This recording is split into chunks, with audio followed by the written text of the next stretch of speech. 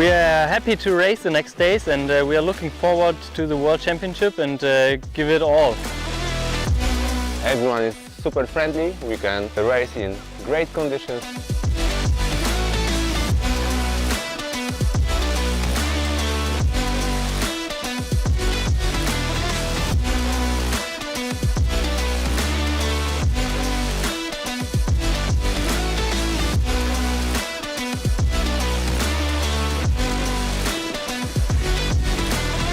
Thank you, Oman Sail, for bringing this event to Oman. Good luck for everyone for this week.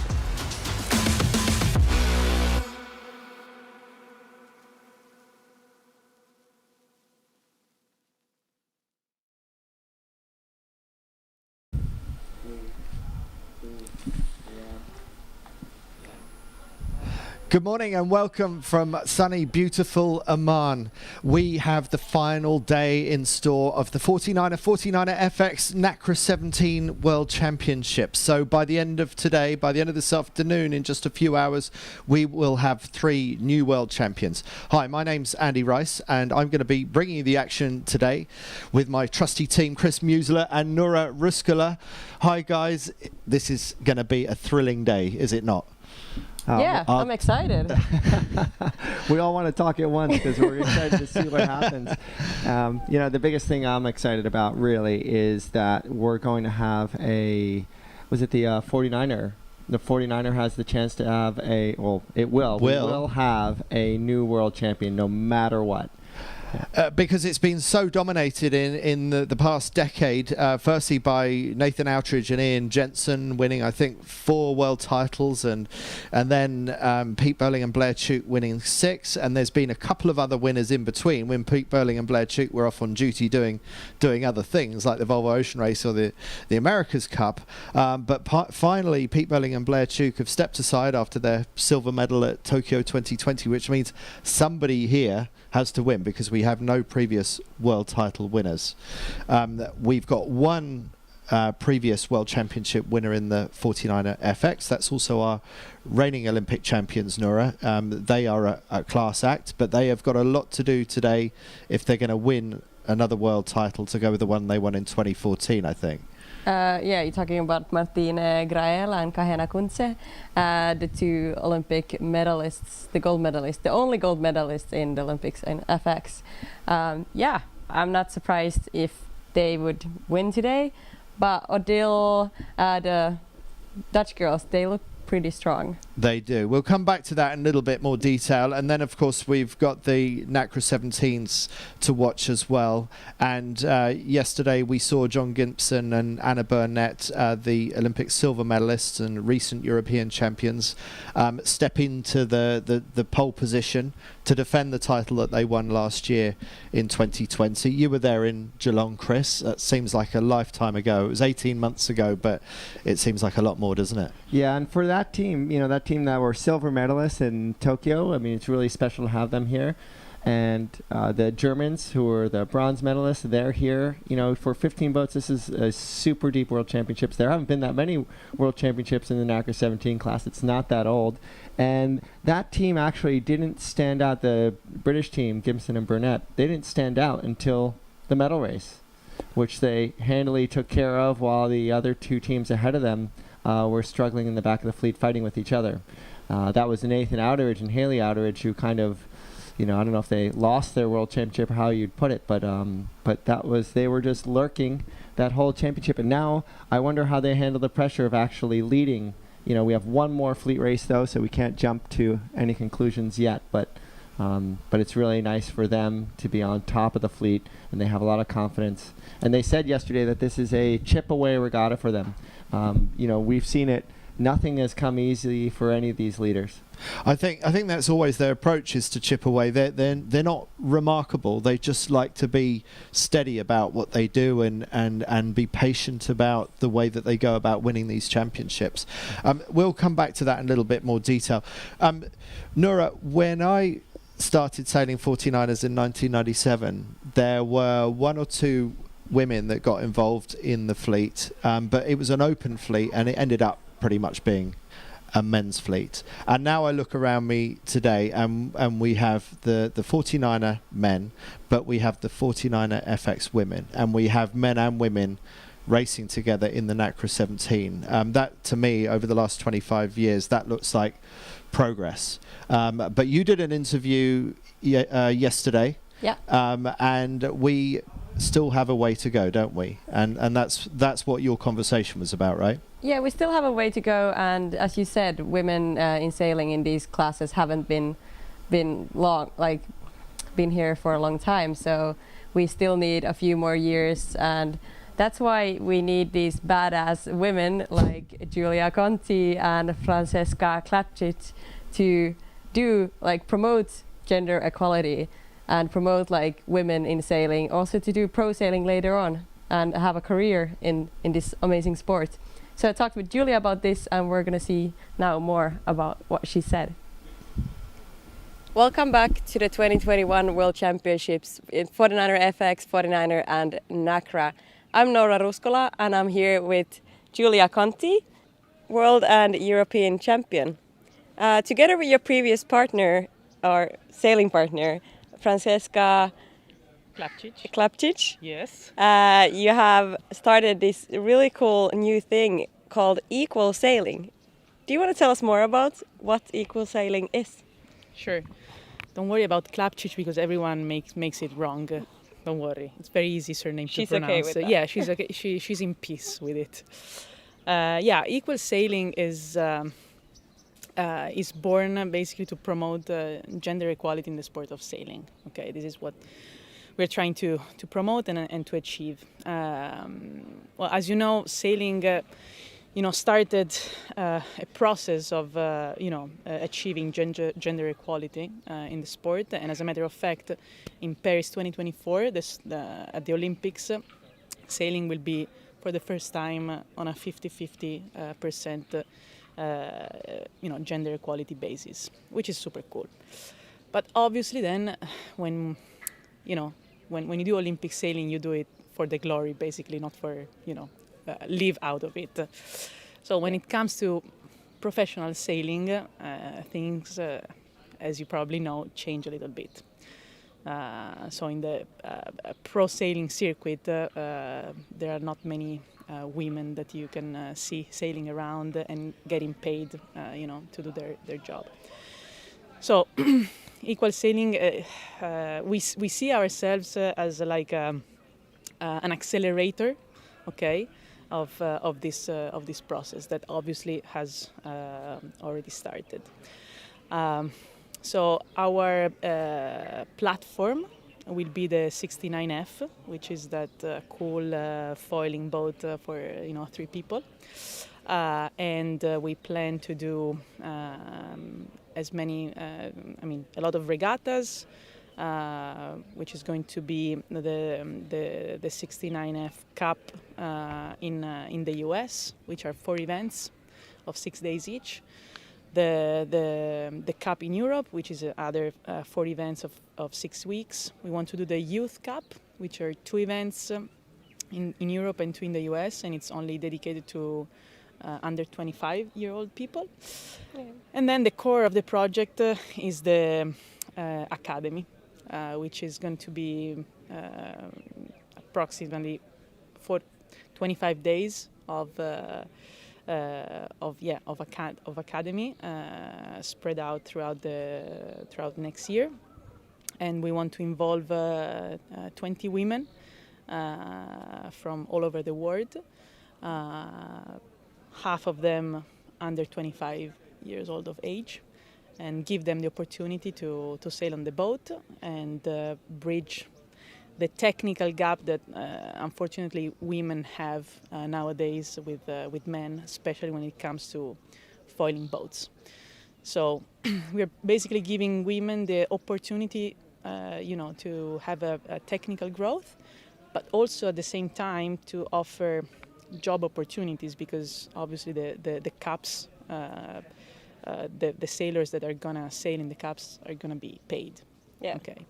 So this is roughly what we are trying to do. So you're basically creating a pathway for talented women to get into pro sailing and like helping with the learning and everything, so that they're like prepared for the real world of pro sailing. Yeah, absolutely, and we want to do it in a foiling boat because this is where, the future is going, obviously.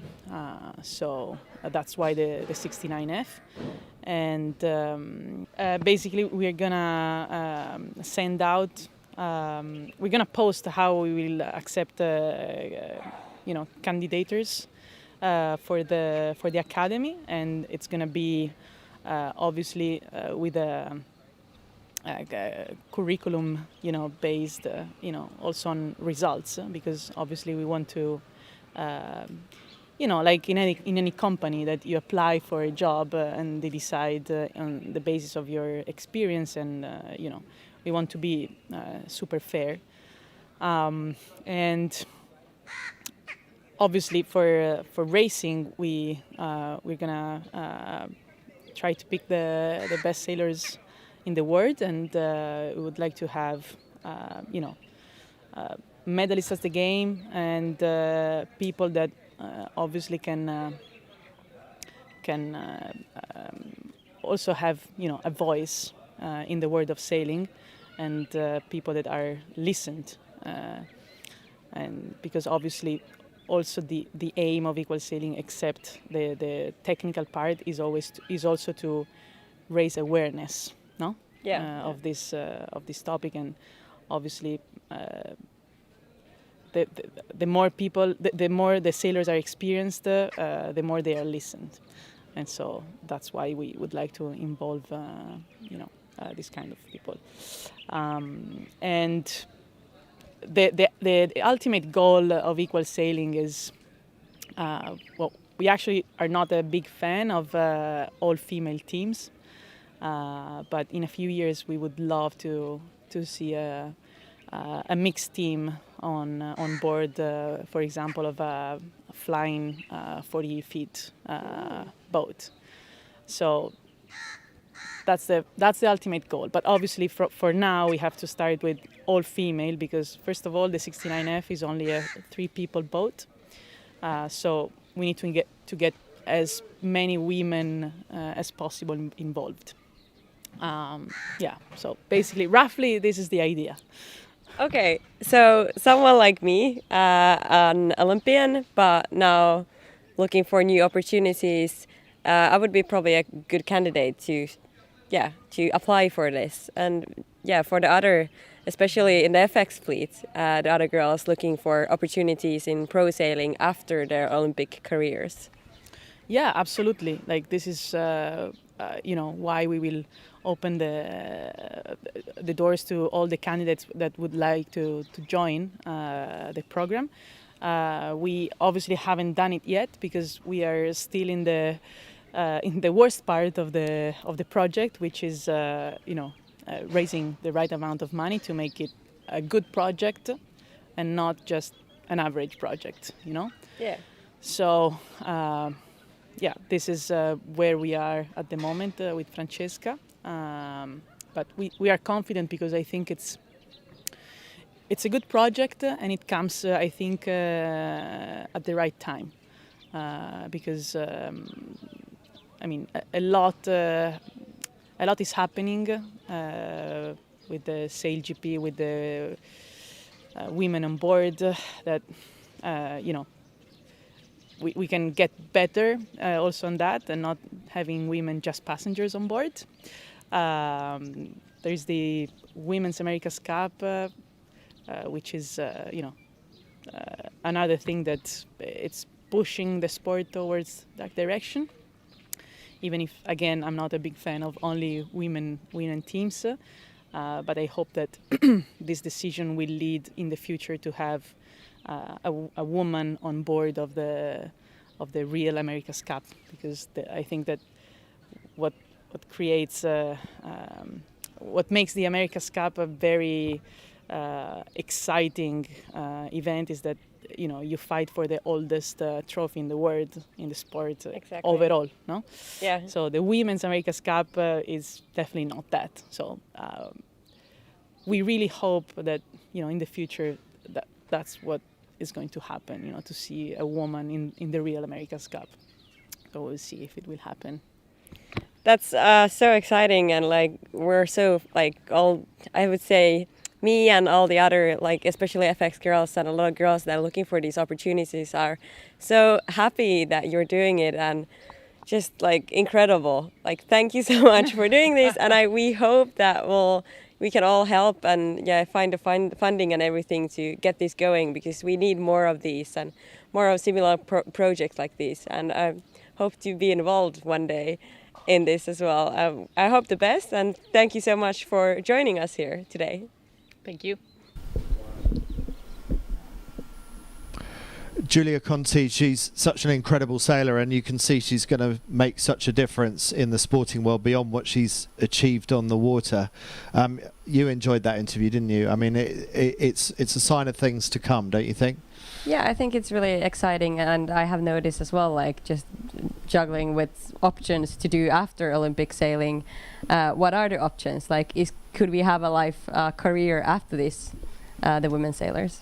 Yeah, because I think the Olympic movement and world sailing and the whole of the Olympic sailing movement deserve credit for how far they've come in the last 10 or 20 years. We're almost, if not already at gender equality in terms of numbers of participants. Behind the scenes, I think it's still a struggle to achieve equality in terms of race officers, administration, but I know that World Sailing are working really hard on achieving equality across the board. But as you say, Nora, that's all well and good, but the difference is that the men know that the Olympics is not necessarily where their careers stop. It might be the stepping stone. Getting that Olympic medal or even doing well in the Olympics might be a stepping stone to the America's Cup or round the world racing, whatever it is. That's still very much an emerging opportunity. There's a lot more to be done there, and I guess that's what Giulia's addressing so well here. Yeah, exactly. We would like to see more women to continue after the Olympic their careers, and not just start working on something else. If their passion is sailing and they want to do it a longer time, why not have the ability to do it longer? Chris, what was your takeaway from that? Well, on the practical side, I want to see where the actual opportunities lie. And people have different approaches to address this. You can't call it an issue, but the goal, like Nora and I were talking about before, is to have that number of women versus men in the sport, that landscape to be normal. I know after the Volvo Ocean race with SCA, they were hoping that would make a great big impact. And when those sailors finished that and they looked for opportunities, even asking for opportunities, there were crickets. It didn't have the impact that they wanted, and that's why the Volvo Ocean race took that initiative that you mentioned about with Mark Turner and all of his team to kind of really make that happen. And so with Giulia, what they're doing is they're working on an academy, 25 days in a period of time with women from all over the world, half of that being under 25, which is obviously a really great way to look at it, and to bring up these skills that are more foiling skills, more education, to identify what's needed for these careers going forward. So it starts with education, and they were also saying that the goal isn't, they're not big fans of 100% women teams, are they? Yeah, no, she was saying that, and I think it's interesting compared to the other organizations we've seen, but that's also something she was, I think, applying to, is that we need to start from there to have all women, and then eventually get to the part where it's equal, we will have men and women sailing these cool boats based on their skills and not on the gender. So yeah, let's see how that plays out. I think Giulia is a fantastic individual. She's so passionate about the sport. I know she's going to make a success of equal sailing. Yeah, I did want to say something about that, about her and Francesca Klapčić, both Italian Olympians. I think it's awesome, you have these athletes, these amazing people, when they're getting, changing their side of their careers, they're deciding to do something. I mean, things don't change in this world when you're sitting on your couch. And the future's for the brave, and they're putting themselves out there. And I just want to point that out as individuals. They're a really good example, regardless of the actual thing that they're working on, which is gender equity in the sport. The fact that they're actually doing something, and no one, there are other, there's the Magenta project that's working on different opportunities for women in sailing, but they're taking a very strictly an educational, very forward-looking approach to increasing opportunities for women in sailing. And just, it's a good example to all the athletes and all the viewers out there that in our sport you can make a really big difference. Even though there are a lot of participants, it's a small network. Let's just bring it back to today. We hear that sales are going up. It sounds like there's optimism for getting racing fairly soon.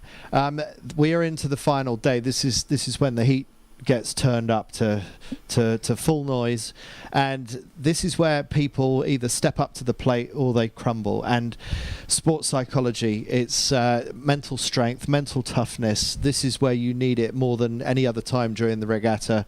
On the final day, we've got one race each for each of the fleets, for the Nacras, the 49er and the 49er FXs. Then the top 10 out of each of those fleets goes through to their medal race later on this afternoon. So we're going to be bringing you some action from the 49er FX and the 49er races before we get into all three class medal races this afternoon. So the mental strength, you never really know what it is that you need to do until you've been there, right? You need to have experienced it, or do you know what you need to do? Like when you went to the games, had you already prepared in your mind what it was that you needed to be ready for? I guess all the athletes try to prepare for it, but as you said, you kind of have to go through it to understand. But any preparation you can do beforehand, it's really valuable, because then at least you lived through and visualized it in your head and tried to experience it and be prepared for everything. Kind of like preparing for a medal race. You can try your best to do it, but when you're actually in the medal race, that's when you understand the heat and the nervosity, everything that actually makes the medal race great, because it's tricky. It's difficult to sail in the medal race when you want to, win. Well, they didn't experience a medal race in the European Championships in Thessaloniki recently, but they did get to third place. I'm talking about the Canadian sisters, Georgia and Antonia Lewin La France, and you did an interview with them on this very subject, right, Nura? Yes, I did, and I specifically did it because they're sisters, and I think we have seen other sisters, brothers sailing together, but this is interesting to see them sail together and how they handle all the challenges. You will see more. I think really watch this interview. It was really interesting to hear what they think about mental strength and how they learn from each other even after all these years together. All right, let's look at that video now.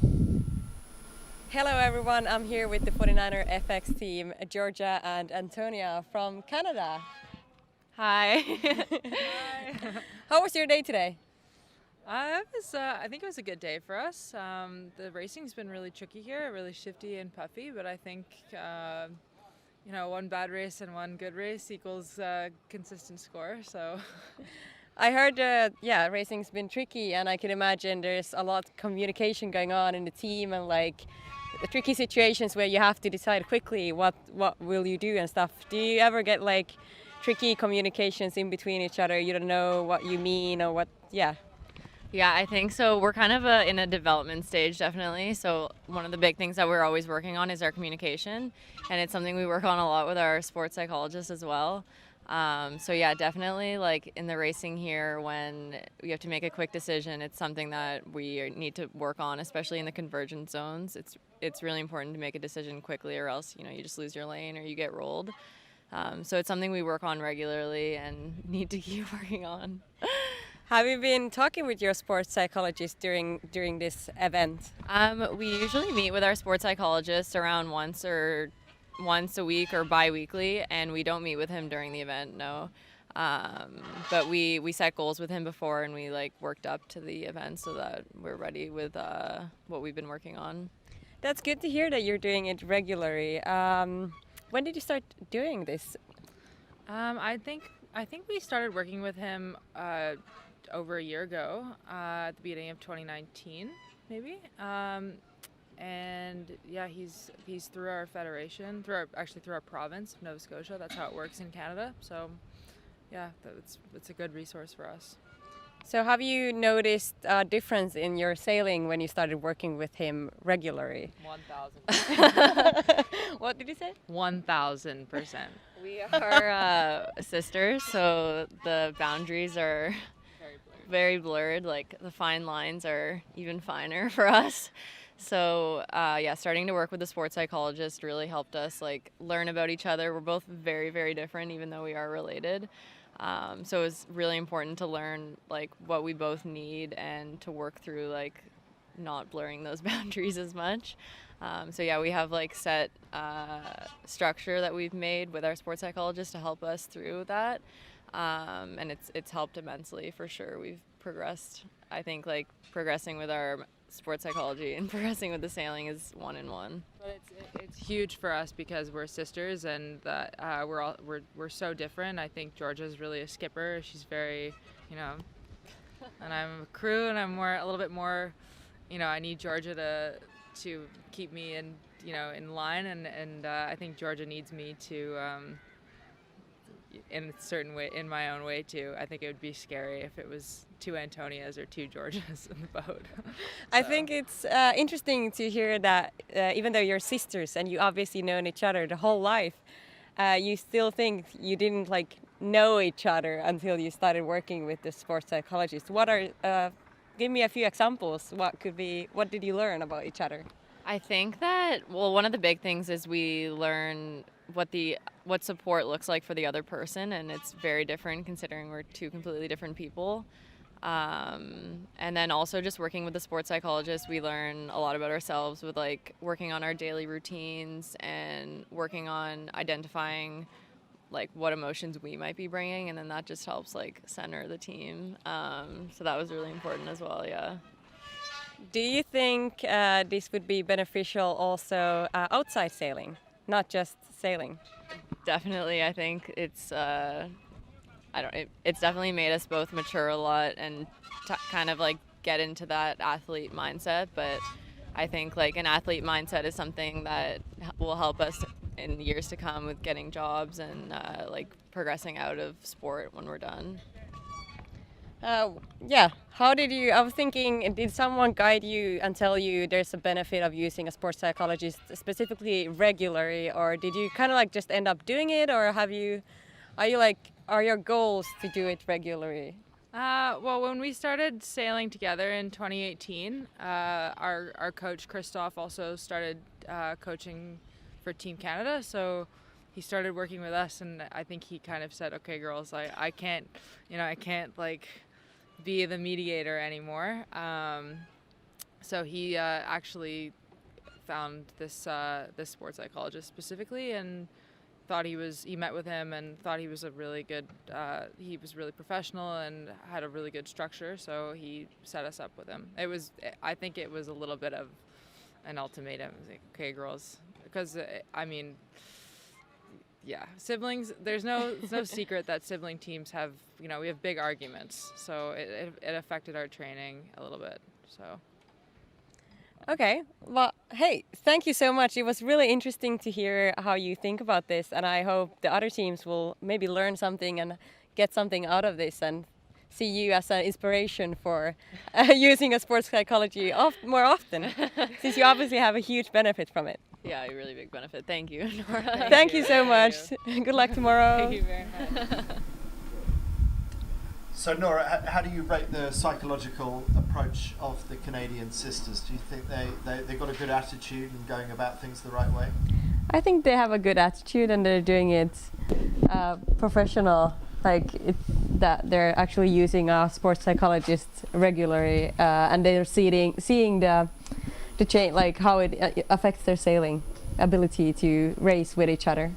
Yeah, well, it's a really interesting area where there's still a lot of science to be discovered. I think, Chris, we've got up into space, we've put a man on the moon, but we still don't really know what's going on in here yet, do we? Exactly, but I think the thing that's not rocket science is the fact that it's really it's being accepted more and more as a competitive advantage in the sport. And the one thing that we saw in Geelong, and we talked about this a little bit, is that with the introduction of mixed teams, two different, sometimes gender-wise, possibly two different approaches to the sport, to competition, that the female sailors in the Nacra fleet were almost demanding. There were a lot of sports psychologists that were working every day with the sailors, besides their coaches, besides their performance coaches. And so regardless of the fact that it's the biggest challenge, today, a big jump for a lot of the teams is just qualifying for the medal race. That's going to be their biggest mental challenge and physical challenge today. And then after that, they have to go rolling right into the teams that are working on qualifying, and then they get into the medal race. They have double duty, compared to the other teams psychologically. So if they haven't thought about these inevitabilities, getting through it, not worrying about what's next, then getting into it and then reshuffling and worrying about that, then they're going to be at a disadvantage when they get into the medal race. So I think that the fact that we have these awesome high performance classes, like the FX, that's not very old, but that's sailing at the same regattas as the 49ers, and then you have the mixed teams. I think the female sailors particularly are really influencing these fleets and reminding us that the psychological part of it, using sports psychologists like the Canadians do, is a competitive advantage, and I really, really think that that's going to become normal going forward. So in a way, psychology is sort of getting the spanner out and adjusting things in your mind. But of course, as sailors, especially in a technical sport, you need to think about the technical aspects of what you adjust on the boat. And thinking about the next upgrade that's coming with the Nacra 17, they are going to be moving to adjustable rudder elevators, the potential for upwind foiling as well as more consistent downwind foiling. And we've got an interview about that, looking into this latest upgrade of tech that we're going to be seeing on the Nacra 17 next year. Let's see where this class is going next. Welcome back to the 2021 Worlds, and I'm here with Ravi Parent from the U.S. Nacra 17 team. Yeah, thanks for having me. I'm really excited to be here. It's been a really fun event and excited for some more racing today. This is going to be one of our only technical talks today, but we'll try to make it as fun as possible. One of the challenges that the Nacra 17 class has had since it was introduced in Rio for the Rio Olympics 2016. And in that event, they had just regular straight rudders, no other appendages on them, and then C-shaped dagger boards that had a lot of lift, but the boats really never sailed fully clear of the water, I guess. Then between 2016 and Tokyo 2020, lifting dagger boards were added, and T-foil rudders were added to help control the balance of the boat fore and aft so they can fly flat and fully out of the water, foiling. And so what has happened since then in the development of the class, this class can change its appendages just as long as it votes on it, just like it did between the Olympics. It went from a non-foiling class to a foiling class and didn't have to get world sailing approval to do that, which is really cool. Now they're just trying to control the boat just a little bit more because they were a little wild.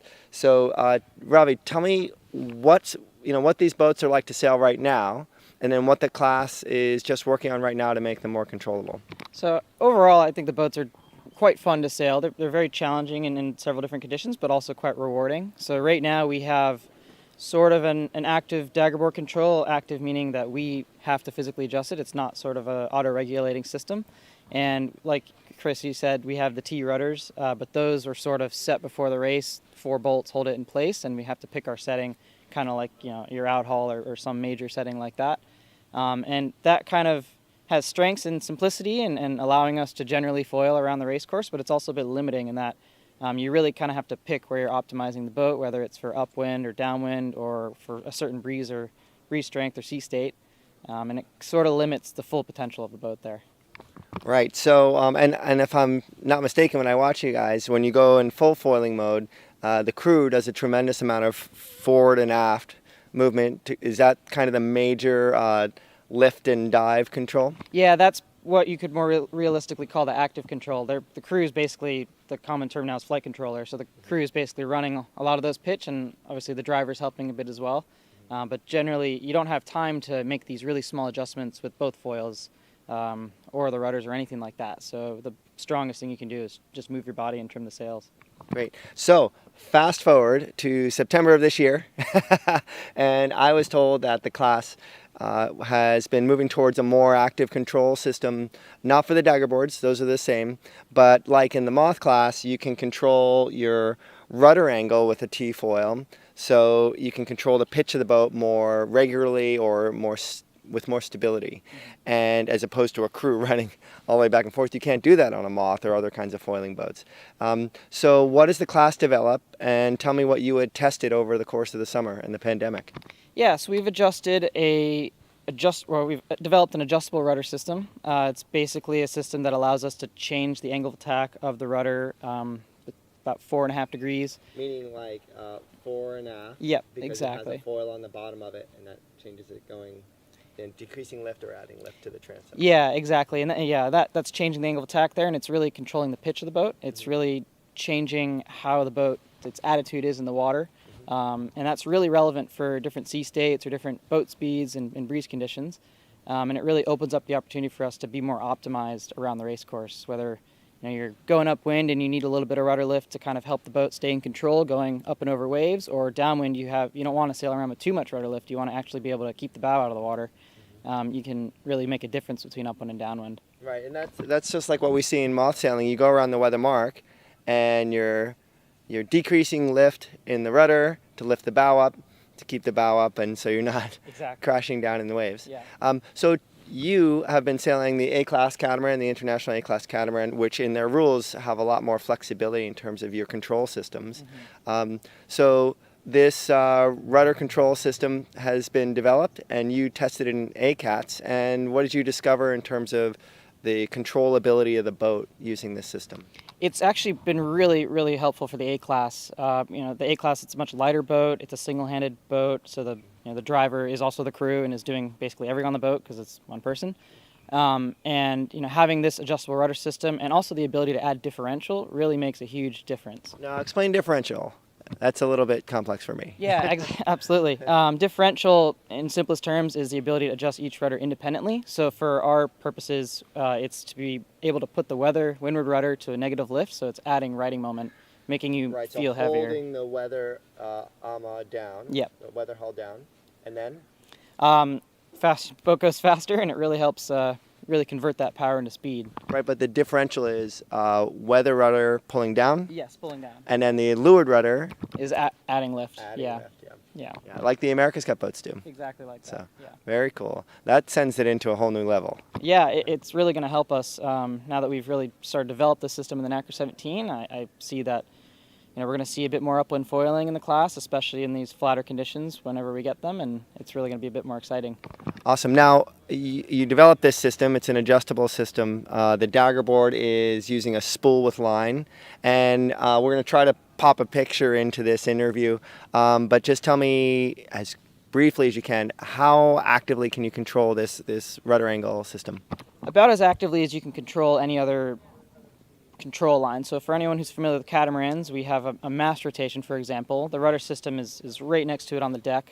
Perhaps we can show a picture of that too, where it's something that you're not going to have it in your hand all the time, but it's something that, puff, lull, maybe bigger transition or tack jibe, you can make some adjustments. So it's not quite the full auto-regulating system, but it's definitely something that you're going to adjust frequently. Awesome. And I did hear that at the meeting, so you had been the test guinea pig, but that at the meeting in September, this had to be approved. And it's pretty hard to get things changed in any class association because there's a bunch of people with a bunch of different ideas. But you tested it, you came back with your opinion, and Ben Remerker from the class association said this whole thing rested on you. So I guess the whole class has some thanks to you for an easier to sail boat, maybe. How did that meeting go? Hope so. Yeah, some of the big selling points for the system were it's easy adoption. So all we're changing really is the upper gudgeon. So we're just mounting a new upper gudgeon in a slightly different location. Yeah. So there are 2 points that hold the rudder to the boat. Yep. And those are the gudgeon. Yes, exactly. Yeah. So a lot of the hardware really stays the same. We're just adding one piece of hardware there. It's all external. So the A-cats nowadays have actually, a lot of them gone into through transom systems, which cut out holes and all these complicated things, but this is really basic system. one of the other selling points was I used the system on an older boat the whole time, and one of the big questions for people was durability of equipment, durability of sail, durability of boats, and I put in, all the days I did sailing, I put on, one of the early foiling Nacra 17s, a 2017 boat. So that was really, really cool to see and really telling that this system is, it has a lot of potential. Cool. And so I guess the last thing I'll say is you did a lot of your practicing with this throughout the pandemic because you had nothing else to do. But as an athlete through the last year and now showing up at this World Championship, I mean, you're psyched to be here, obviously. And do you feel like you've missed out on anything over the last year in terms of your training for the next Olympics, or how are you feeling right now in your campaign? Are you anxious, or you just have a nice plan and you're feeling like you're hitting the groove even though we're 1 year into the cycle? Yeah, I mean we're always wish we could do more racing. Always wish you have more time. At the end of the day, everyone's going to wish they sailed more. The important thing is we're just trying to make the best of every situation we have. Over the past year, between a bit of training in the Nacra 17 and some cross training in the A class, whenever we couldn't do the Nacra 17 sailing, it was sort of the best way we could use our time. And we come in here with the skills that we have and eager to race and looking forward to the next day. Cool. What's your big goal for 2022? Keep pushing in this Nacra 17 rudder system, kind of see how the class develops, and it's going to be really interesting because everyone's going to approach it a different way and just really learn from everyone. Yeah, so that'll be big. And when does everyone start using those, do you think? I haven't heard exactly when Nacra is going to start selling it to everyone. I believe they're going to put out the pre-orders next week, but my my instincts tell me it's probably going to be around Palma when we're going to see it. So yeah, this is the first big spring regatta. Yeah, exactly. Awesome. Ravi, thanks so much, man. Thank you. Appreciate it. Cheers. And we'll see you next time. Thank you. What an interesting guy Ravi is, and some exciting tech to look at, which I want to ask you about a little bit later, Chris. But I hear that racing is going to be getting away fairly soon, so we're going to keep it going. The orange flag that the committee used to get the race into sequence for the 49ers initially, that is going up in less than 10 minutes from now. So you can see the 49ers tuning up, checking out the breeze, just hoisting the kite, checking that everything is working okay. So that is great. There's one more video interview that we want to fit in before we actually go to racing. And Chris, this was another one that you did. Really interested to see what these guys have to say. It's one person retiring from the sport after a long time, and it's another one just getting on their Olympic road. So let's see who Chris interviewed and just find out about these two interesting sailors. I am Chris Musler. We are at the 2021 Nacra 17 49er FX and 49er World Championships. And I'm with two pretty awesome crews, or actually totally awesome crews here from the regatta. We have... Hi, I'm Shweta Shervekar from India. And... Hey, I'm Paweł Kołodziński. I'm from Poland. Great. And the reason why we brought these two here today, we always try to learn a little bit about the people that are sailing in the event. Everyone comes from fantastic backgrounds. They're all highly intelligent and hardworking athletes from their countries. But we want to learn a little bit about their backgrounds and then get some people together that can learn from each other. The reason why we have Shweta and Paweł is because Shweta is not only is she an emerging nations coach and a doctor, but she is relatively new. She did FX about 2 or 3 years ago. And I left sailing and again was completely into coaching and did some 470 mixed class. And just recently, a month ago, I found a committed partner towards the new campaigning of 24 Olympics. So yeah, full-time sailing now. Awesome. And so that's pretty new at least in the FX with this partner. And Paweł, you've been in the FX since before the 2012 Olympics in London, right? Yes, maybe I was not an FX, but a 49er. Yeah. Sorry, 49er. Yeah, we started sailing with Lucas on, I think, August 2010. Now, the important part of this conversation right now is that Paweł, this is his last World Championship in the 49er since you started sailing. You've been sailing full time. You have a family. and you probably have other things in your life you want to accomplish. Tell me just a little bit about, what weight that put on you for the past 11 years, traveling a lot but still starting a family. I think everyone has to be concentrated on and focused on the sport program, but in the middle you can fit family life, but you have to have partnership with your wife and grounds around. So it was for me 11 years of great training program, and I could make a happy family, and now I changed the priorities. I quit sailing. I quit Olympic sailing because in sailing I want to be till the end, and I want to focus more on my family and 2 boys. And how old are your children? And it must not have been easy though in the last bunch of years. You must miss them.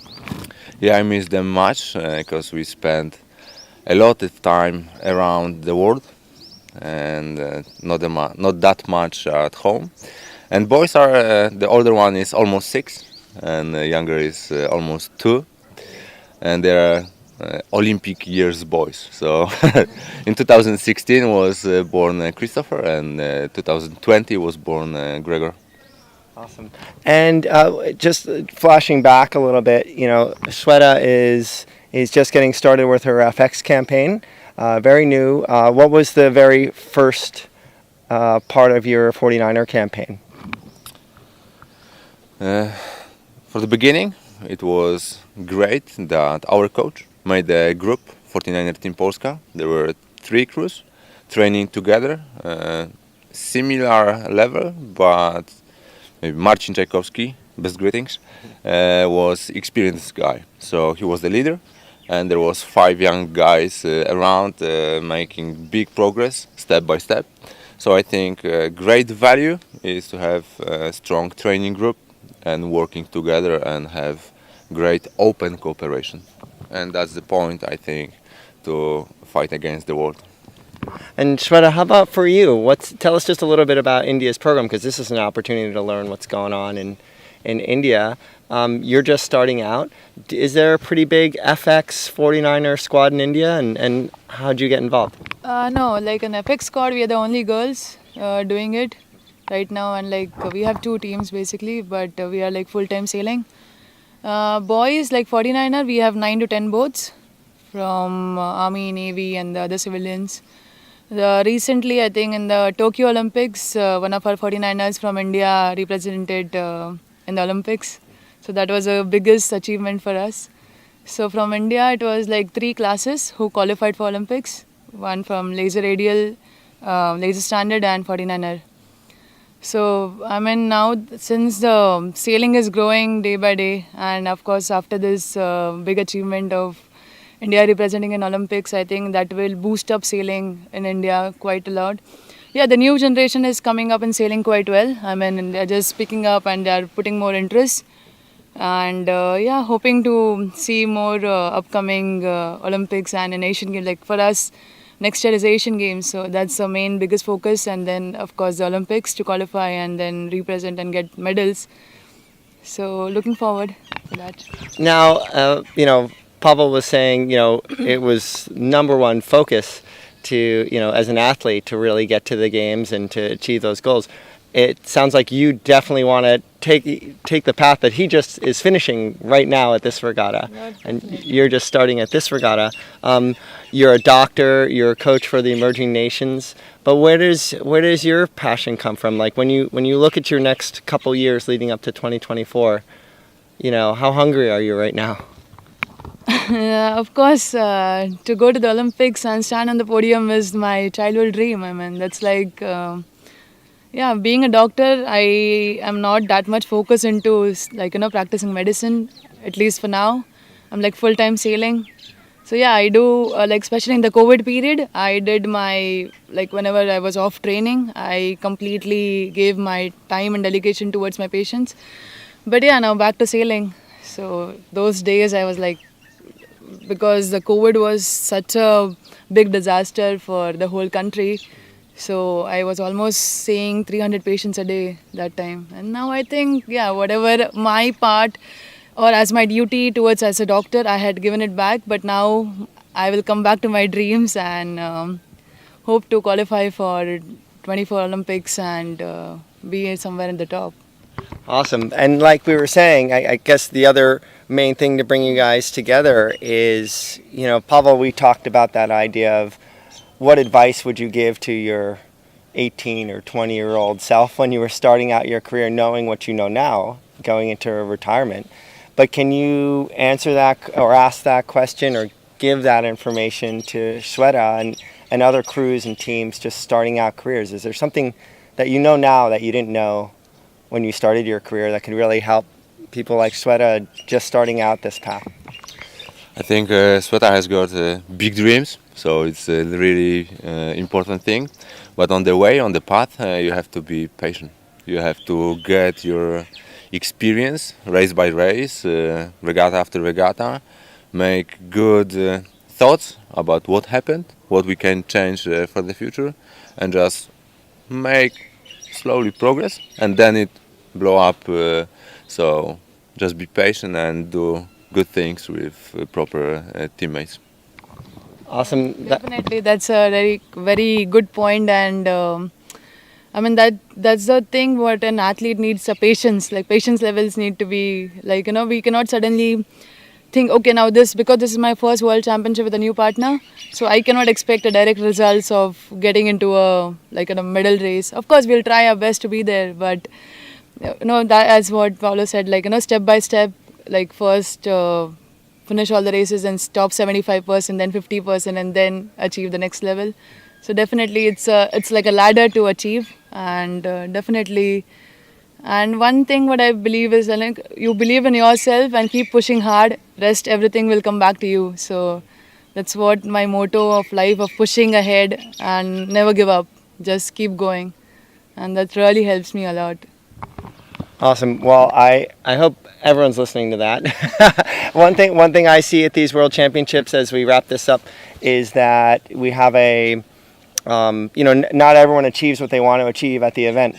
And so I kind of saddens me when I see athletes like really down on themselves when they're not achieving. But maybe what's the, you know, like you're just climbing the ladder right now and, you know, believing in yourself. I mean, is there any other one little piece of advice you can give to someone who's still struggling, you know, in the middle or the bottom of the fleet? See, as my sailing career, like, it was like too up and down, but I thought never to give up. Like, sometime your hard work will pay off, definitely. Because initially, I think when I was sailing Opti and then laser, then after some time I didn't got proper support from anyone. So I thought whatever my dreams were to represent my country and stand on the podium, I will start by coaching kids, you know. But if I can't do as a sailor, I will start coaching kids. So that's how I started with coaching. And after a few years, I got some opportunity that, oh, do you want to come back in sailing? Like, because of my height, weight, and my experience. So I thought, why not? You know, if I'm getting a good opportunity to come back and perform and get back to my dreams, yeah, I took it as a biggest challenge, and I came back, and that was a good comeback, for me. And I proved it by getting a medal in the Asian Games in 2018 for India. So, and again I went back for coaching, and I think now I'm back in 49er FX. So I'm happy, and I like faster boards, so yeah. Awesome. Well, that's a great pathway and a great place to end this on. Just get your hands into the sport any way you can. And like you said, it'll come back to you. So thank you both, Shweta. Thank you, Pavel. And thank you. Hopefully we'll do a couple more of these this World Championship. And that's all for now from Oman. So that was Chris's interview with one sailor who is about to sail his final 49er World Championship, and one who's just embarked on her first 49er FX World Championship. And Nura, we are just a few minutes away from the start of the final 49er qualifying race before we get into the medal race later on this afternoon.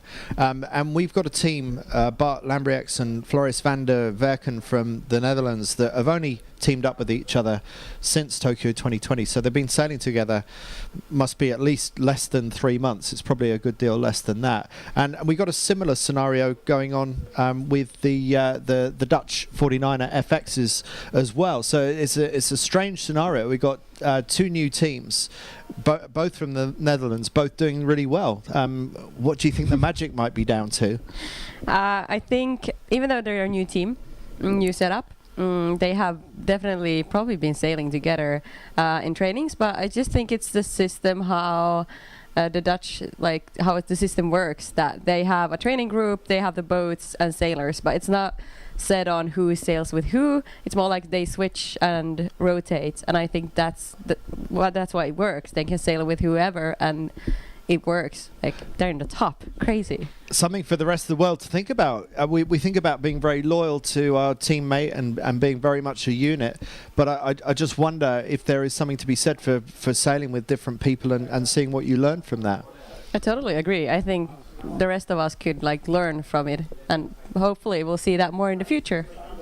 I'd like to go out on the water just to see where things are at. So if we can get a waterside view, well, it looks like we're very close actually. So we are getting close into the start of the final race of 49er racing, and it looks like it's pretty busy down the pin end of the line, and a real gap in the middle. Yeah, the middle looks like I would not park my boat there necessarily. Yeah, there are 3 winds. You see the Polish there and the US, but you really need to know where the starting line is. So have some good transits to know when to start. Maybe, as I talked earlier, some of them are on purpose a bit further away, not to show where the line is to the others, so they can do a early start. And yeah, absolutely. It's looking pretty hectic in the middle, but there's a real midline sag right now. Like, as a sailor, it is, if you want to start from the right, you're going to do everything to start from the right side or from the committee side. But looking from here, it looks ridiculous that they're like piled up in both ends, or now it's a bit free at the flag, because you would think, well, there's plenty of space down in the middle. Like, why is no one there? But this is just how it works. You want to be on the side. It's quite light winds, so you want to be definitely on the side of the fleet. So either at the pin end here on the left side, or further up at the committee boat end. Looks like India hasn't found a spot to go into, so India maybe is lining up for the port tack start underneath the fleet.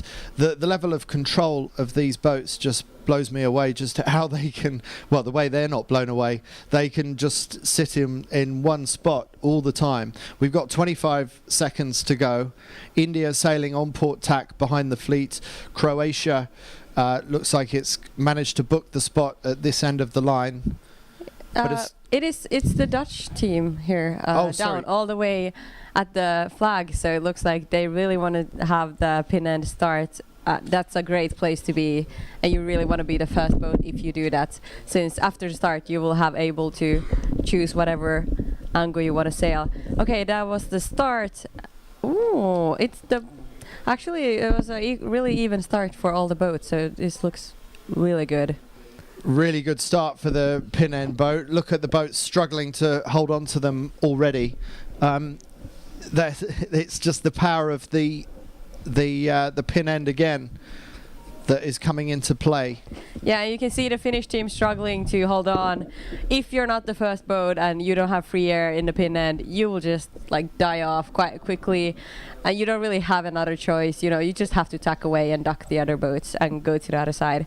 As we saw yesterday, the Canadians had to do it in the FX, and they ended up winning the race. No, going really well in the race. They were right up there, weren't they? I'm trying to think where they finished in that race, but they were bounced out to the right-hand side by the Brazilians. The Brazilians got a fantastic start, and it just didn't work out for them at all.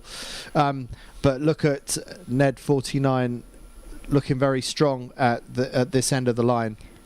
I would, if I were them, I think they're gonna stay there until they'll see how the fleet will react. Will the fleet stay as it is, depending on the wind, of course? If the wind is steady, they will continue probably all the way to the left side. just staying outside of fleet. If there's shifts, we will see them tacking soon. So we're looking at the overall leaders of the regatta. Front of screen, Netherlands 49, Bart Lambrechts, Floris van der Werken. We were just talking about how this new pairing is doing so well.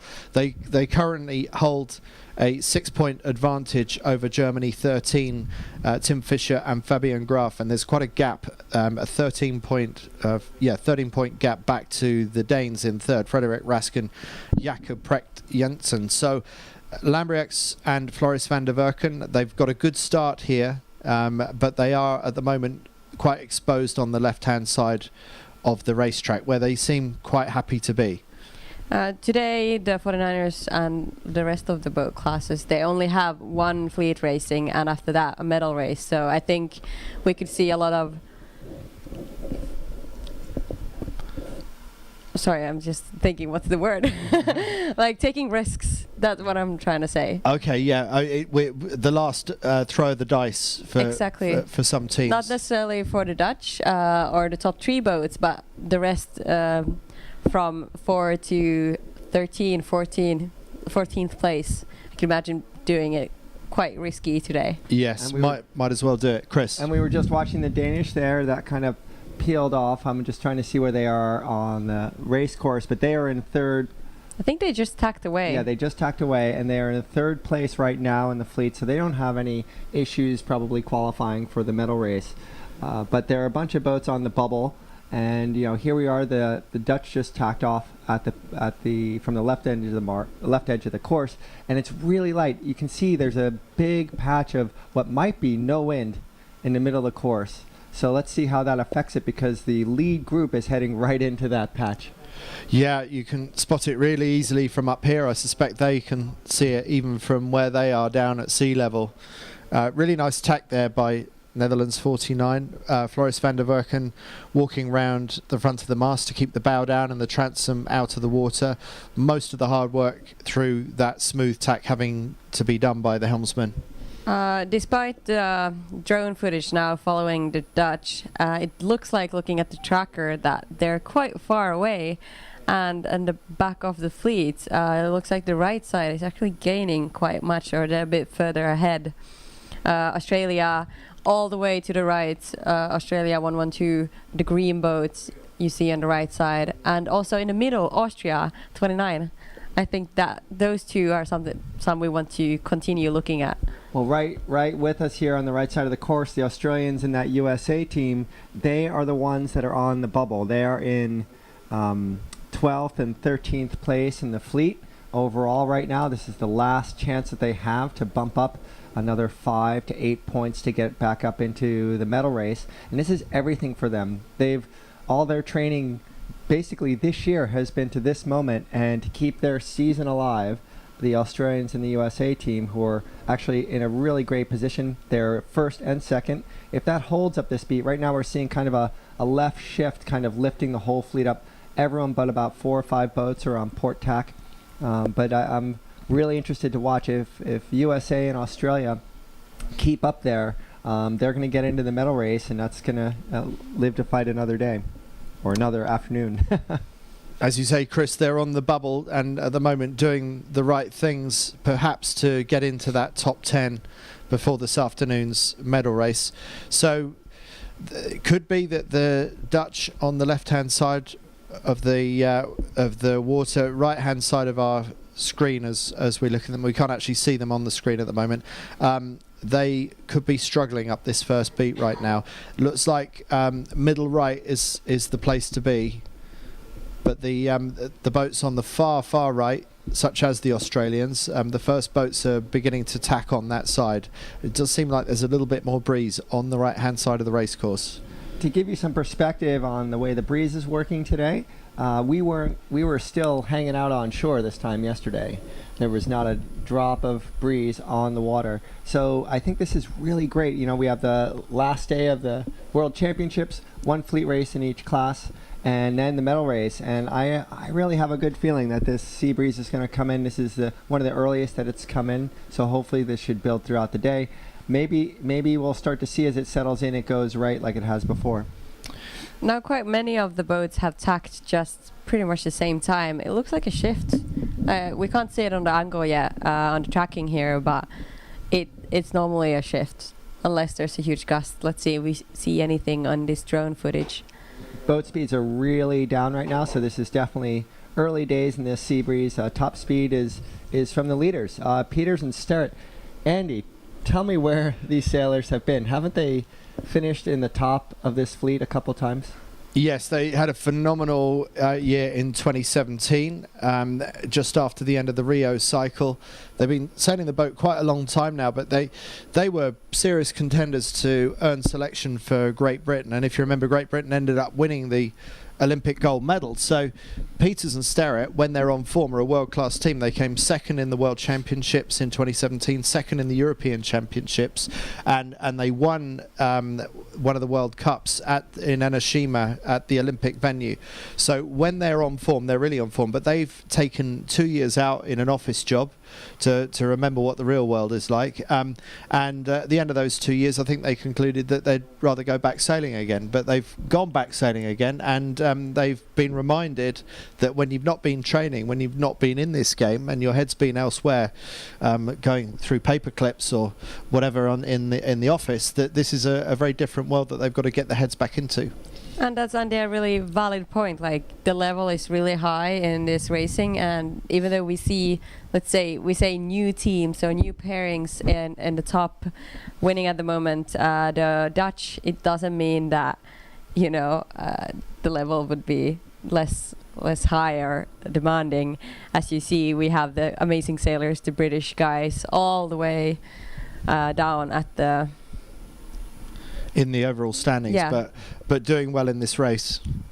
Yeah, now this is exciting to see the top of this beat, to see Fischer and Graf from Germany, at least at the top on the tracker. But this is where fleet management really comes in. We're watching right here at the weather mark, Peters and Sterrett, and Fischer and Graf just managed to come in on the port side. So keeping free, that British and German team were able to stay away from that big pack to the right and sailing clear air up to this mark.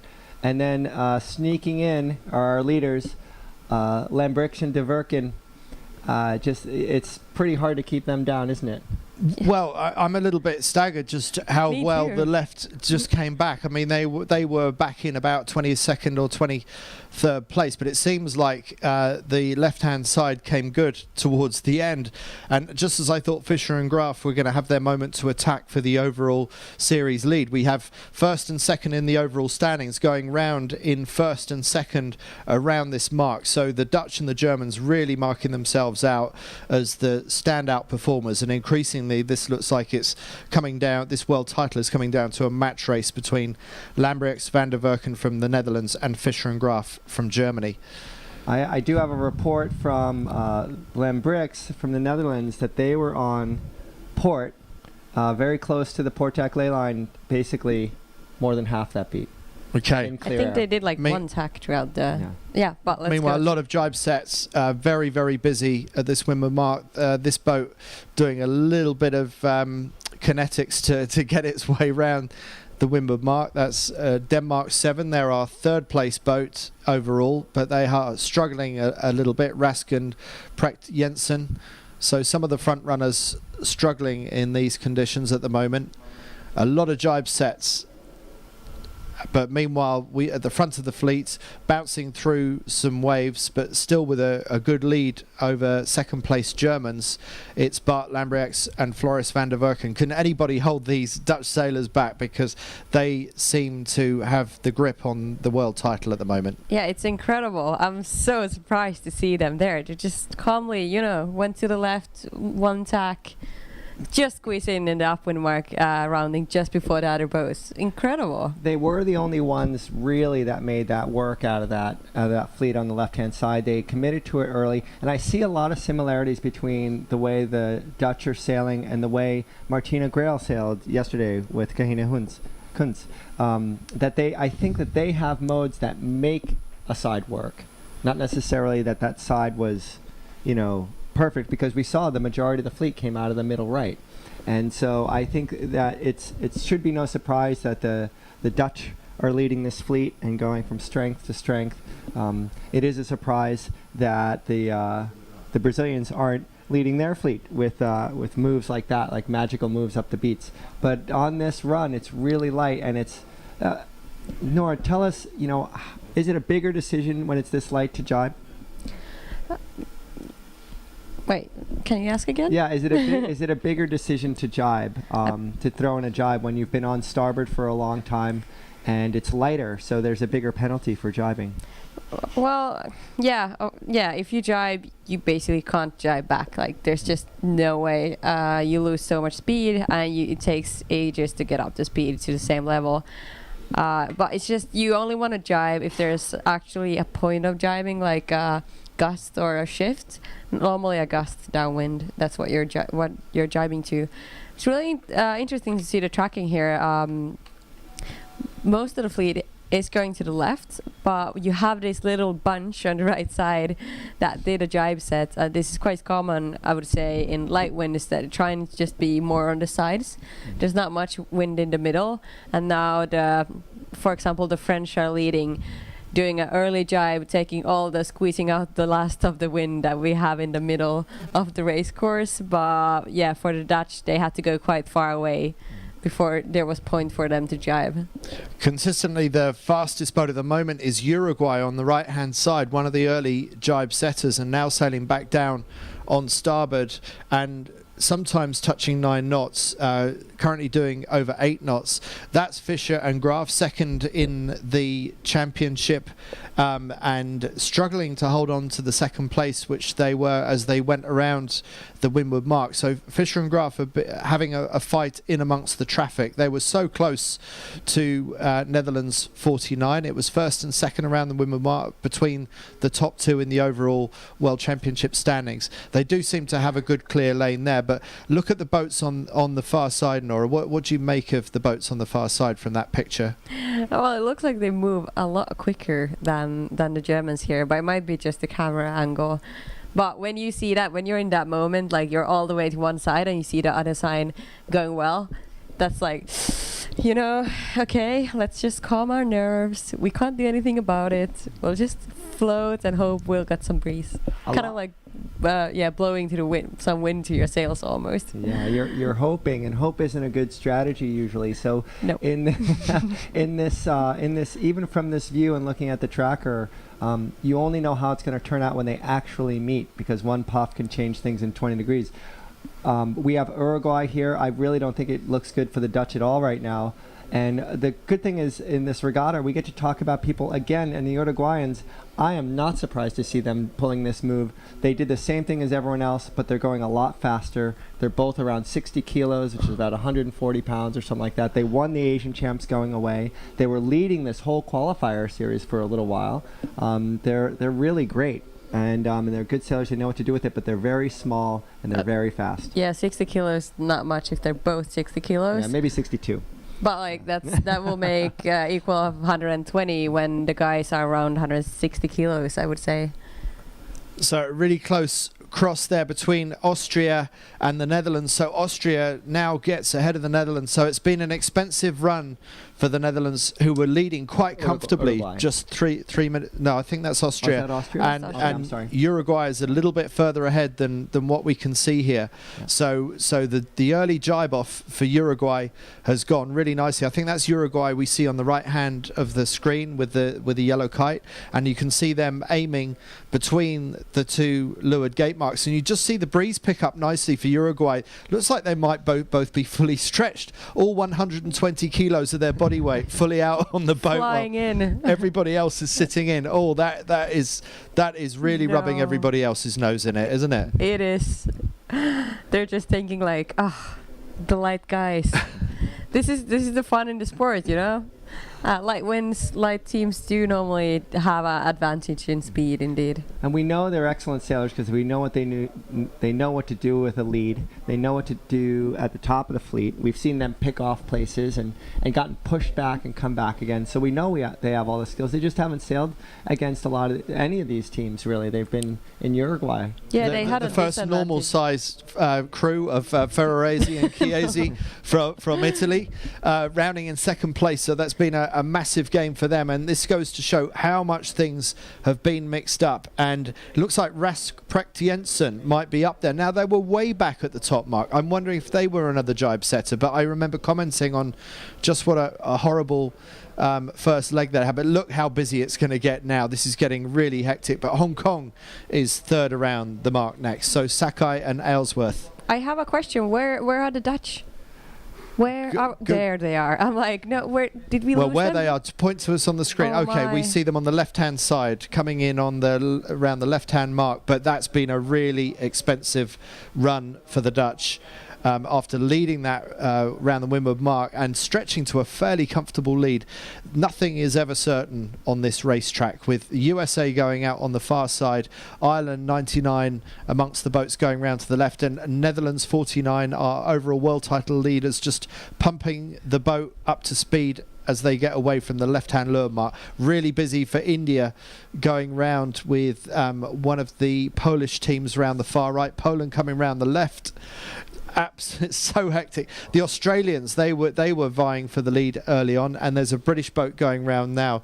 Surely that is not James Peters and Finn Sterrett, who were so far up. No, it's not. I think it's Jack Hawkins and Chris Thomas, but it's super busy, and we're on board with Mikolaj Staniel and Jakub Storch from Poland.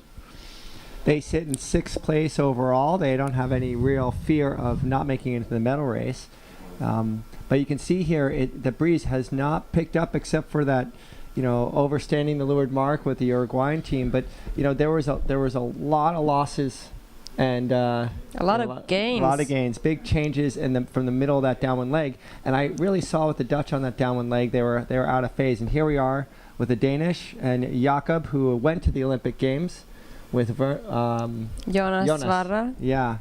And this is a new pairing, but they went right into training. They knew where they were going to be together after the Olympic Games. And they trained for like 3 months or something like that together. So a really new pairing. Yeah. But Jacob and Jonas were, I think they were around 5th, at the Tokyo Games. And remember when we were watching the teams in the light air and the FX and the 49 air moving around so much, this team seems like they're really smooth considering how bumpy and light it is right now. I mean, they look really relaxed.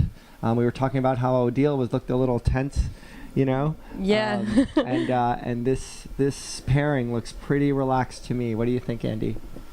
I wasn't thinking that so much actually. I think maybe in body language a little bit, but no, I think I think it's really hard to be relaxed in a 49er in these conditions, to be honest. Unless you're the Uruguayans, of course, where you're fully stretched on the trapeze.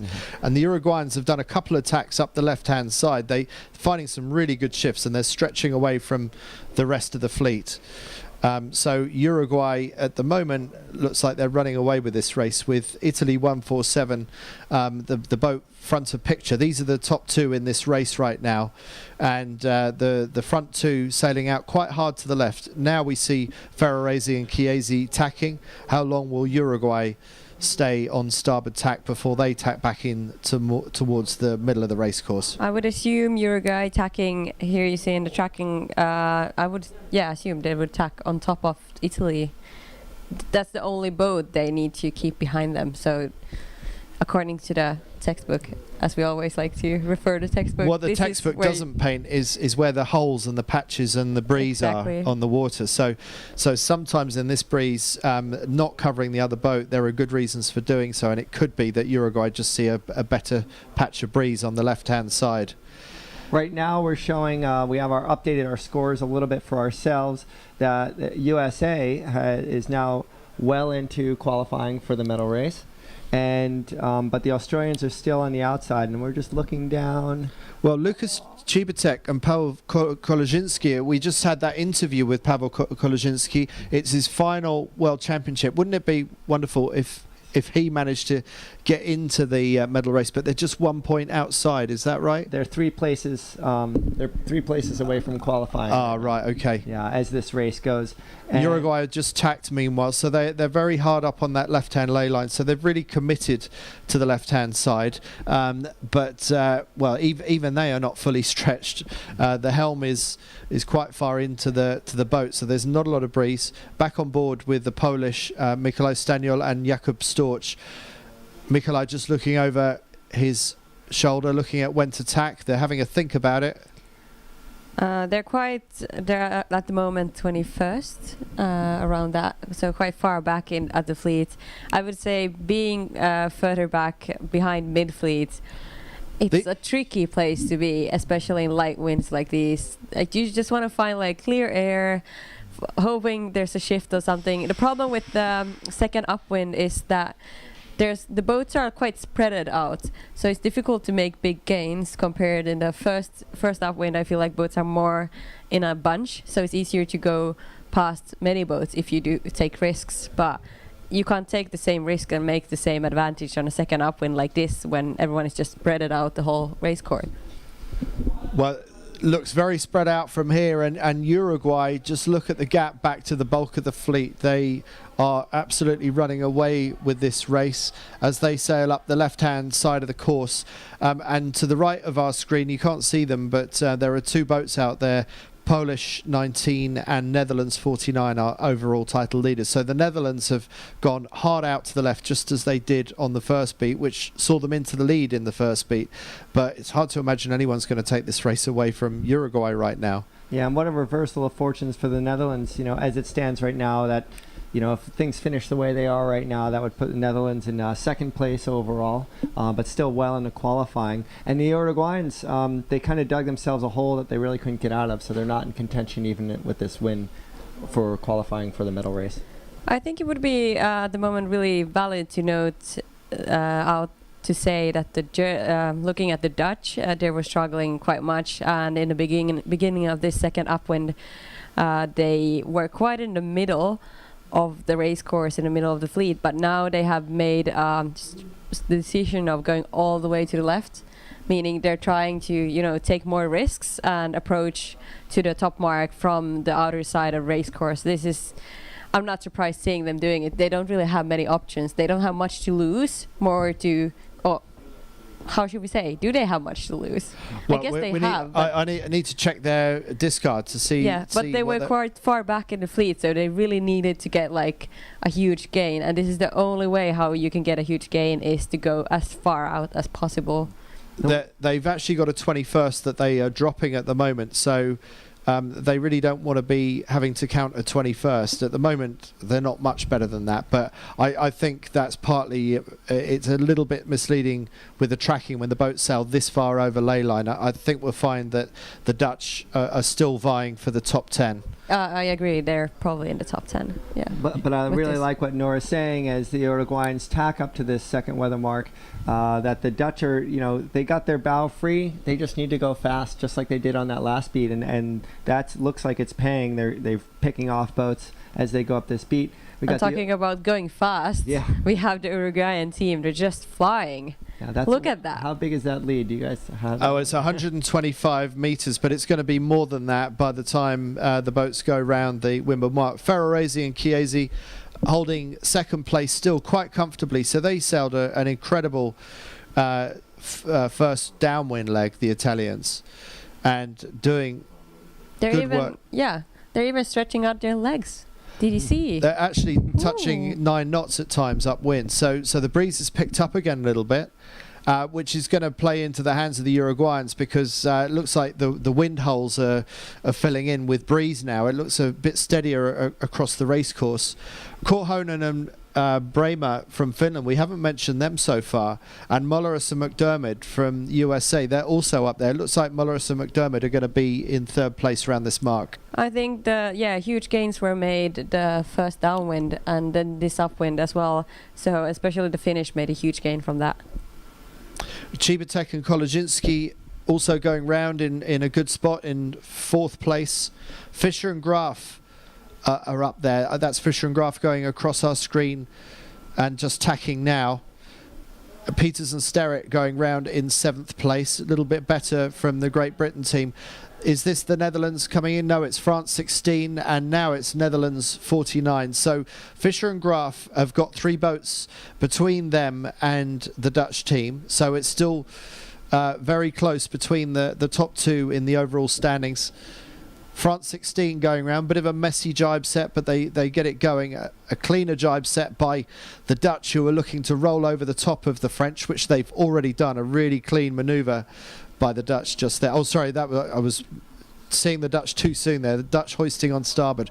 But whoever did that jibe set with the blue Jenica, that was a beautiful manoeuvre. It looks like the jibe set is tricky. From the guys, but at least because there's good wind, good breeze now, so they're getting off quite quickly.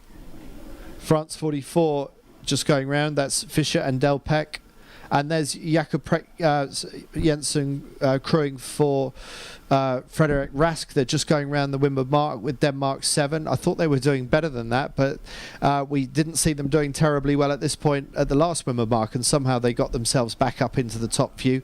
They're trying to roll over the top of India on that jibe set.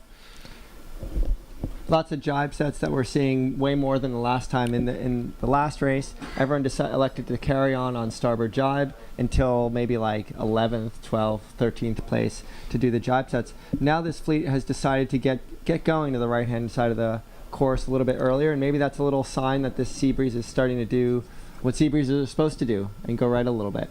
Yeah, we see the Uruguay on here, this yellow spinnaker in front of us. They have a lead of still, 240 meters.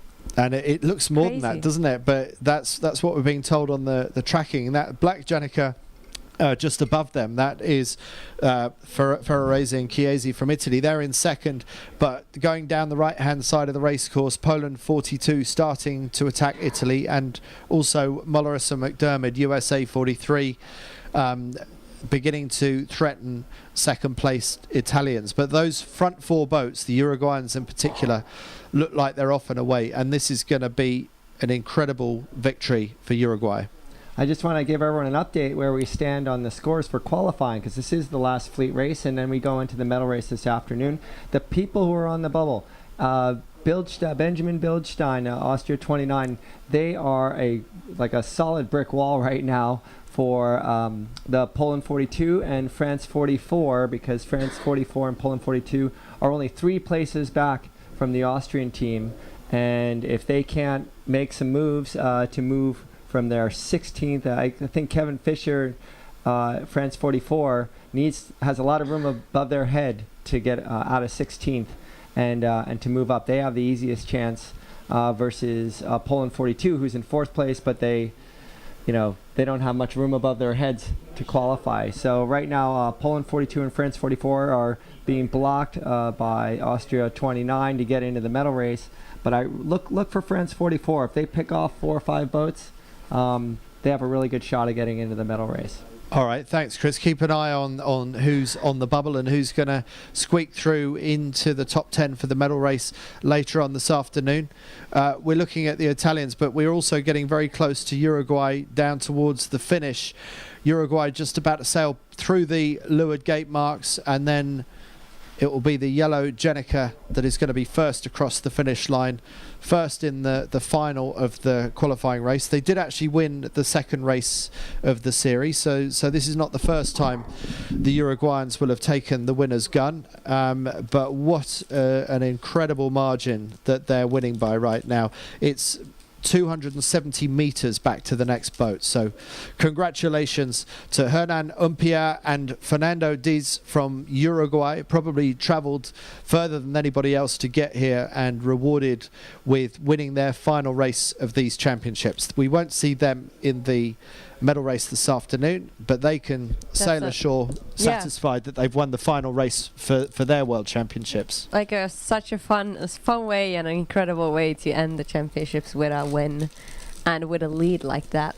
And it's always a race to get back to the hoses, isn't it? To clean the boat down and Exactly. start packing up. It's always nice to be back ashore first after racing is over. But we've still got a lot of racing left in this particular heat of the championships. It's race 16.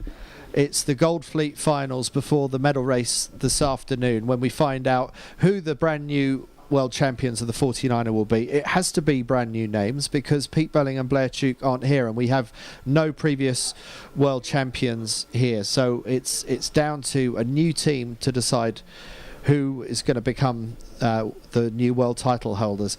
Simone Ferrarese and Chiesi, they are coming down towards the finish. This is going to be second place for Italy across the finish line. You can see the Nacras waiting around for their race coming up shortly. We're going to be bringing you some action. Final jibe for Ferrarese. That was a beautiful jibe. Like a calm jibe, and the wind is quite low. Still, there's not much wind down here at the finishing line, despite the Nacras in the background foiling around. It's looking a little bit closer for third and fourth, but I think it looks like Mulleris and McDermott are going to take third place across the line for the USA. Good finish to their world championship. And then Lukas Cibatek and Pavel Kolodziński, that will be, well, they're on the bubble. I'm not going to write them out of the medal race yet, but that could well be the last jibe that Pavel Kolodziński, the crew, ever does in a 49er World Championship. Very long, illustrious career, more than 10 years in the class. And then in fifth place, Korhonen and Bremer, just getting across the line in fifth, and now it gets really busy. We got Peters and Sterrett up in the front few. This is a bit more like it from the vice world champions in the past. GBR 5 on their sail, one of the best in the fleet, but not on this particular occasion. They've got to remember how to sail this boat again. Peters and Sterrett finishing sixth across the line. Graf and Fischer just jibing there with the green Jenica. Now they are in world title contention. They look like they're going to get seventh across the line, followed by Henry and Davy on the far side. But Henry and Davy just accelerating at the end. I think the Germans just got it, but that was a real squirt of speed by the Australians, who really climbed up in this race. Next it's Lambriax and Van der Werken. Can they get... No, it's going to be Poland that gets past them. They just miss out on a spot there, and they are in a photo finish with Hong Kong and Denmark on the far side. So that was really close. And I think that Lambriax and Van der Werken, according to the tracking, have come off worst out of those four boats. So they've just dropped 3 places right at the finish. As we see others come across, we see the Ireland, Dixon and Waterlove, India, Kalapanda and Thakkar, Bildstein and Hussel from Austria, Guilfoyle and Durkin also from Ireland, Hawkins and Thomas from Great Britain, just coming across the finish line. The red Jenica, Fischer and Pecan, France 16, crossing the line, and then a bit of a gap before we have the final few. That's Germany's Meggendorfer and Spranger. We have the Oman team skippered by Al Hadi. We have Fischer and Del Peck from France, and then the last few crossing the line after that. So I'm going to put you on the spot here a bit, Chris. Do we know who our final 10 are yet? Yeah, we're close to figuring out. The one thing that we do know is that the Americans went from not qualifying to solidly qualifying. And which Americans are they? That's Malaris and McDermott. Okay, so they were third across the line in that race. Exactly, USA 43. And the other thing that we do know is that Lambrix seems to have held their lead overall, so that's no big deal or no big news for us right now. Despite the 4 boats just taking them before the finish. They finished in 12th place. They have a 21st as a throwout, so they have to keep that 12th place. Oh, just a bit of a photo finish here for the final few across the finish line. So this might change something. Ian Burrows and Hans Henken, they just finished here, so not so well. We have to update our list here and see, will they drop in the results? Yeah, they were pretty solidly into the qualifying, so it shouldn't change too much. Even they have a 12th as a drop race. But that looked worse. That was 20. Okay, so that was 24. So that will be their discard. So they'll be counting the 12th. Okay, got it. Okay, so almost there. We're just adding in the last little scores. Just give us, are you able to give us your rundown yet of who the top 10 will be? Can we say that yet? Absolutely. We can work our way down from here. So right now in first place is still Lambrix from the Netherlands, and then second, Germany. The formerly third place team, the Danish, they slipped to fourth, and ahead of them, Ian Barrows. Actually, we don't have that updated yet, actually. So we have to wait a second. We can look at what happened this race. Just a quick summary of what was going on. We saw the Dutch going all the way to the left, looking really strong from there. They kind of, I would say they won the first upwind by going to the left and just squeezing in before the top wind mark. Then in the downwind, they stayed on the left side, but the fleet from the right came through and left side got left behind. So the right side worked going downwind. And the second upwind, that's when I lose it now. Can you, Andy, say what happened the second upwind? Just a quick... The second upwind was where the Uruguayans went out to the left with the Italians. So the top two were going out that way. And then Lambrix and Floris van der Werken went hard left again. Try to get some gain from there. Yes. So they repeated what they did. They went hard left, both beats. But the boat that was shining the most was clearly Uruguay. They were just flying in this race. Yes, they absolutely were. But if, as you say, Chris, that they only weigh 60 kilos each, if that's a total of 120 kilos in the boat, then that would explain why they look about 1 knot faster upwind and at least 1 knot faster downwind, which is always a nice advantage to have, isn't it? It's like one star crew sailing in 49er. Yes. Yeah, but they're like 40 kilos less than probably the most or the average. So. But we certainly don't want to take anything away from their No, it's incredible. They're incredible sailors. It's really great to see them have all these successes, winning the Asian champs, winning a couple races at the World Championships, ending by winning the last race at a World Championship. That you can't take that away from anyone. And as you said, like good sailors also, if you come to the front or you're at the front, you don't know what to do. You have to know what to do at the front. So just the benefit of being light and having a good boat speed don't win races. Right. They were also confident enough to sail away from the other sailors. So when we thought maybe the conservative move was to tap back into the middle, they kept on sailing out towards the left, allowing more separation and more leverage for the people behind, but obviously seeing what they liked and sailing to the breeze rather than sailing to the fleet. So I thought they were sailing with confidence as well. Well, let's go down through the list. We do know now the standings of the top 10.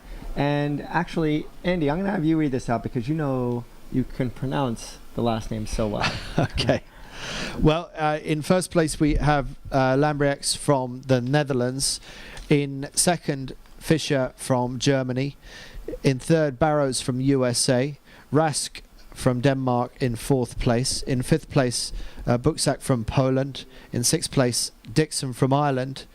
In seventh place, Mollerus from USA. Another Polish boat in, what number am I? 8th place, Staniel. And 9th place, Benjamin Bildstein. Good to see the Austrians just squeaking into the medal race. And then Lukas Cibatek and Pavel Kolozinski in 10th place. So Pavel Kolozinski, hanging up his boots, he's just sailed one more. He's got one more race to sail in his 49er career because he's just squeezed in to the medal race. So he will be delighted about that, and we are delighted for him. But I want to come back to the finish line for the Dutch. Netherlands 49. They they were sailing as hard as they could, but they were just pipped to the post by Hong Kong, a Polish boat and somebody else. I can't remember who it was, but that is significant because they are on 81 points now. Tim Fischer is on 83, but because of the nature of the medal race, double points, effectively that means that they are now in a who beats who situation. They are now in a straight match race with Germany. It would have been so nice for the Dutch to have just had another boat between to get across the line one boat earlier in that final race, and then that would have meant that Germany would need to have got a boat between them and the Dutch to be able to beat them. But as it is, Germany goes in level pegging with the Dutch. At the same time, America is only 12 points off the lead, so they can't rule out the fact that Ian Barrows is only 10 points behind, which is only 5 places in the race. So we've got also others in contention, like the Danes on 105 points. That means they can't get back to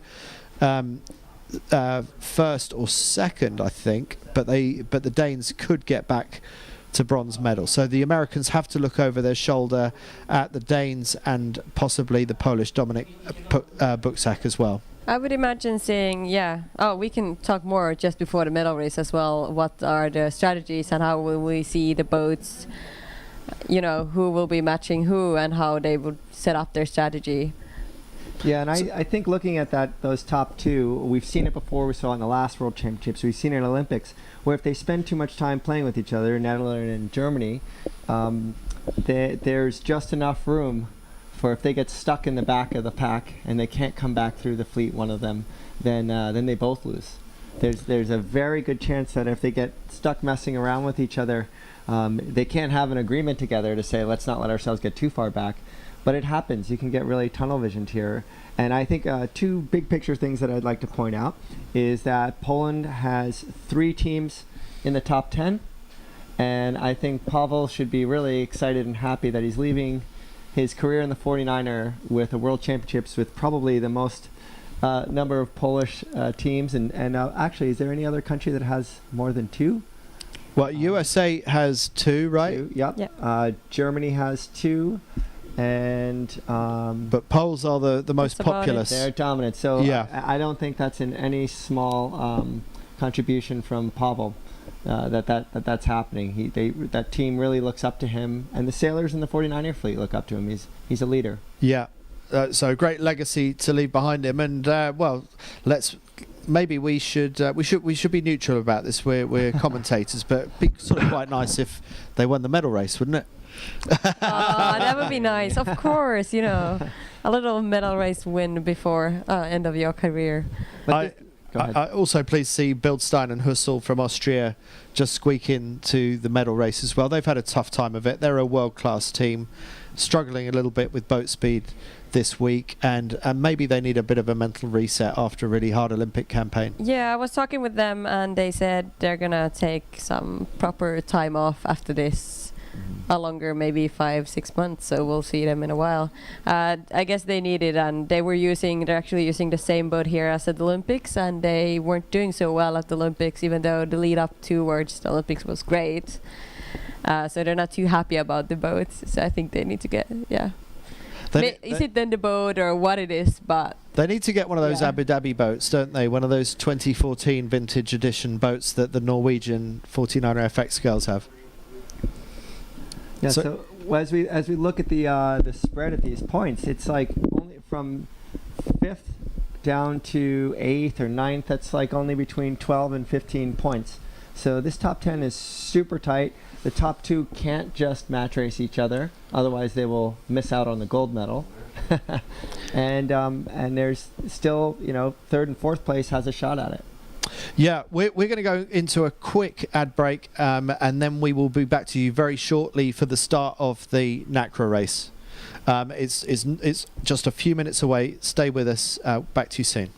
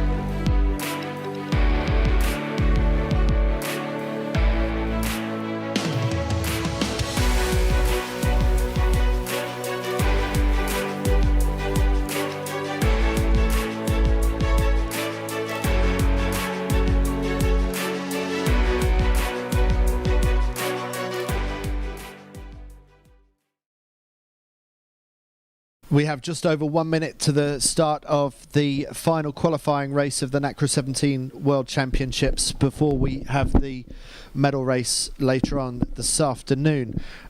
So we got 15 boats on the race course at the moment.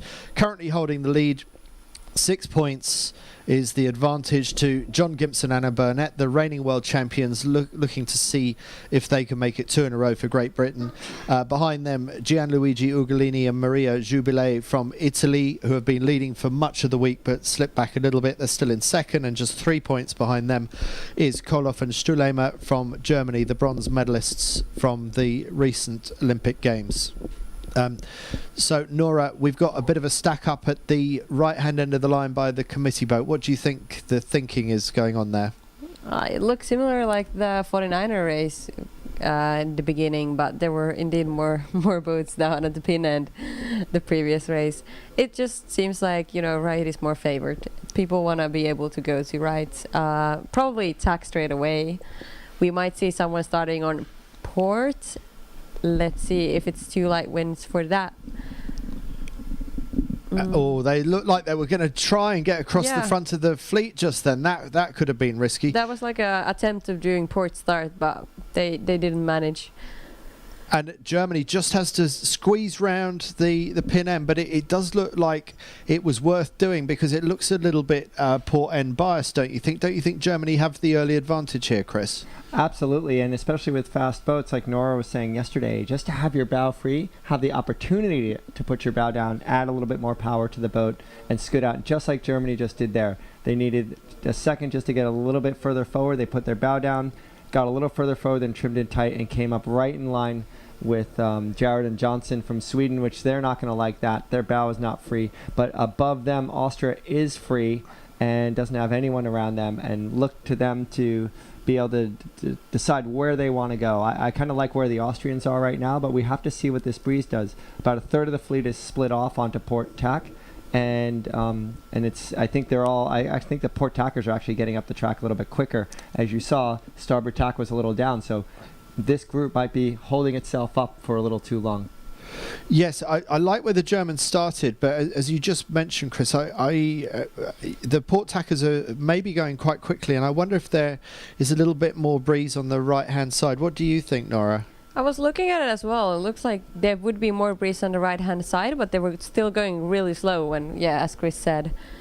So let's see, because we also can see the Germans here. They're getting some good breeze. It's quite clear who is in the gust and who is not. You see how the boat starts heeling more than the others, and also a significant speed difference. I think you're right. It seems like the breeze is coming good on this side of the course, and Germany actually now the fastest boat on the race course. So Germany beginning to stretch their legs out towards the left, and if they wanted, I think they could probably tack and cross the fleet right now. Yeah, this angle looks, at least the photo angle is really beautiful.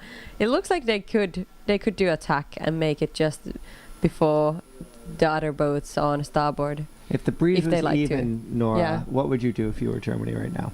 I would probably tack and go, let's say, above these 6 boats you see just behind them. Mm-hmm. And why is that? Just to, still continue going left, but just to what am I trying to say? Let's see. Here's the moment of truth. Yeah. They've been listening to you two, and they just saying, you know what? Let's just get on with it. Let's tack. So they have now tacked, and they are crossing successfully the rest of the fleet. What a beautiful feeling that is, to be able to do that relatively soon after the start, and you've been vindicated with your brave start at the pin end, and that's the reward that you get. So Germans very much in control of their side of the race course at the moment. And looking from this point of view, it just looks like the Germans constantly have more wind. At least the boat seems to go faster. The other pontoon is further up, or at a hull of the further up than the others. Look at the Swedes; they're just going really flat. It just doesn't look as quick as the Germans. No, I Simple think as you're right. that. They are one of the fastest boats on the water. They're doing just over 8 knots of boat speed, and most of the other boats have been doing between 6 and 7 knots. So things just getting better for Koloff and Stulehmer at the moment.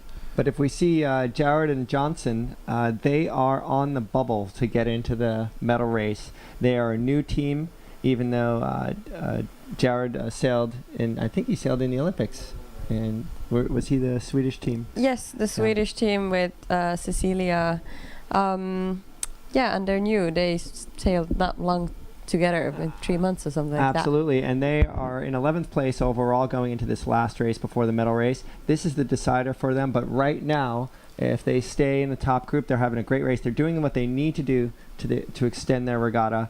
But one thing we do know is that the Germans, who are sitting in 3rd place overall, I think they're definitely going to be in the medal race no matter what happens. But I've really enjoyed talking about this pair. I'm looking forward to talking to them and seeing where they end up in this regatta. Oh yeah, let's come back to them in a moment. Just want to let you know it's a clear start off the line, so everyone is still in the hunt. So what we see is what we get. Clear start off the line. Just about the Swedish Nacra Järud, actually they sailed only 14 days together or something like that. I want to take it back because 3 months is more than 14 days. Yes. So it's incredible sailing that little and just entering the event an event like this. Right, and 4th place, Tim Morniak and Lou Bartholomew. I talked to them this morning. They've only been sailing together for 2 weeks, so this is really fascinating to see how teams are putting their regatta together. There's definitely a defined split to this fleet right now. If I trust that footage was showing us too, that this really tight pack going off to the right. We'll see what comes up, but Germany, Finland's been one of the fastest boats on the course, coming out of the middle left side of the course. Are doing great. And it looks funny that the right side is like a tight pack, but that's the pack that tacked straight after the start. Those are the boats that wanted to be were all the way to the committee boat. Started from there, and that's why they're so close to each other. And now they're starting to tack on the ley line. Let's see, are they actually on the ley line or just beneath in the actual world? Yeah, we can't necessarily trust those lines on the tracker with the different boats and boat speed, because as the breeze changes, their tacking line angles changes. get very dramatic. But the one thing we do know is that the distances are correct, and we know that Germany is rocketing up the middle of the course. It looked like Finland, maybe the right side was crossing Finland and they decided to tack underneath them. I think that's really telling to see what's happening with the right side of the course, that Finland decided not to get closer in touch with that group to the right. They were the first kind of feeler, if you want to call it that, to see how the middle was working. And I'm surprised. I'm interested, and I really want to see how Italy in '98, Ugolini and Jubilee will be doing after this upwind, because I heard that they're quite good in lighter breeze, and the breeze is still quite light, as we could see.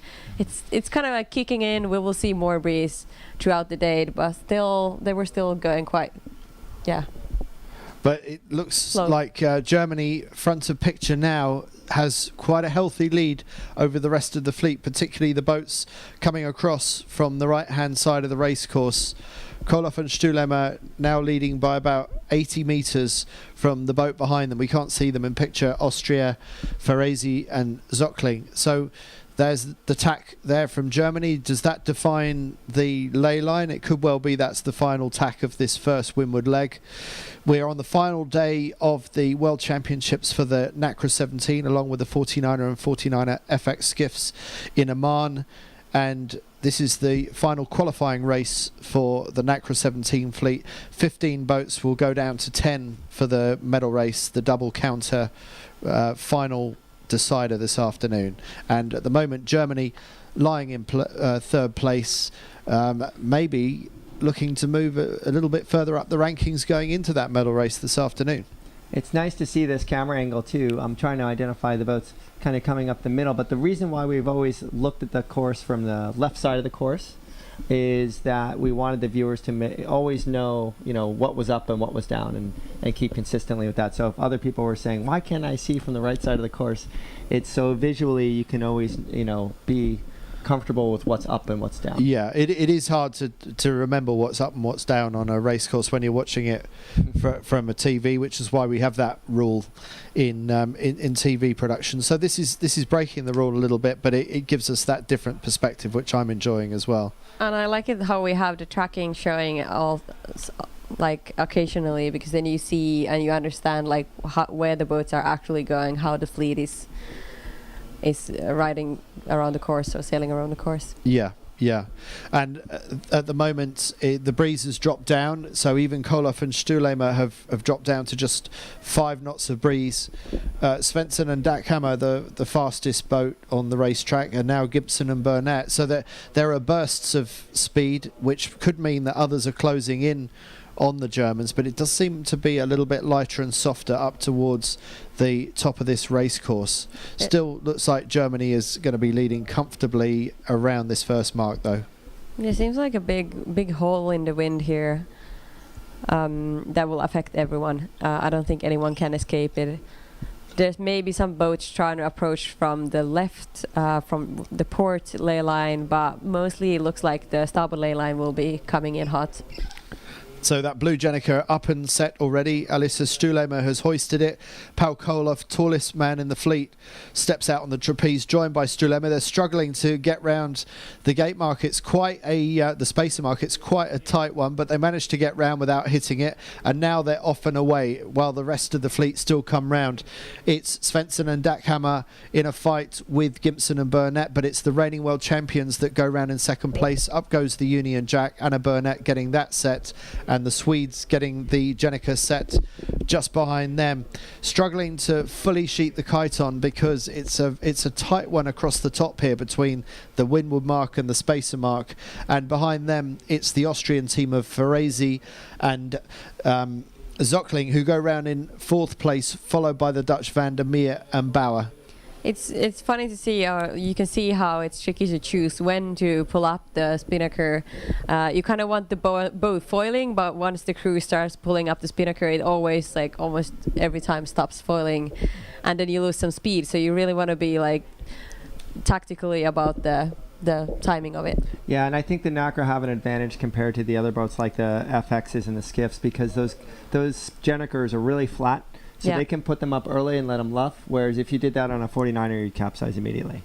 Yeah, you Sweden struggling to get round. Finland just getting round the front of the Swedes, accelerating. And this is, I like how this course has been set. It's giving them a real tactical challenge as to what to do here. It's not an easy decision. It's not. I think maybe we're looking at the Italians here.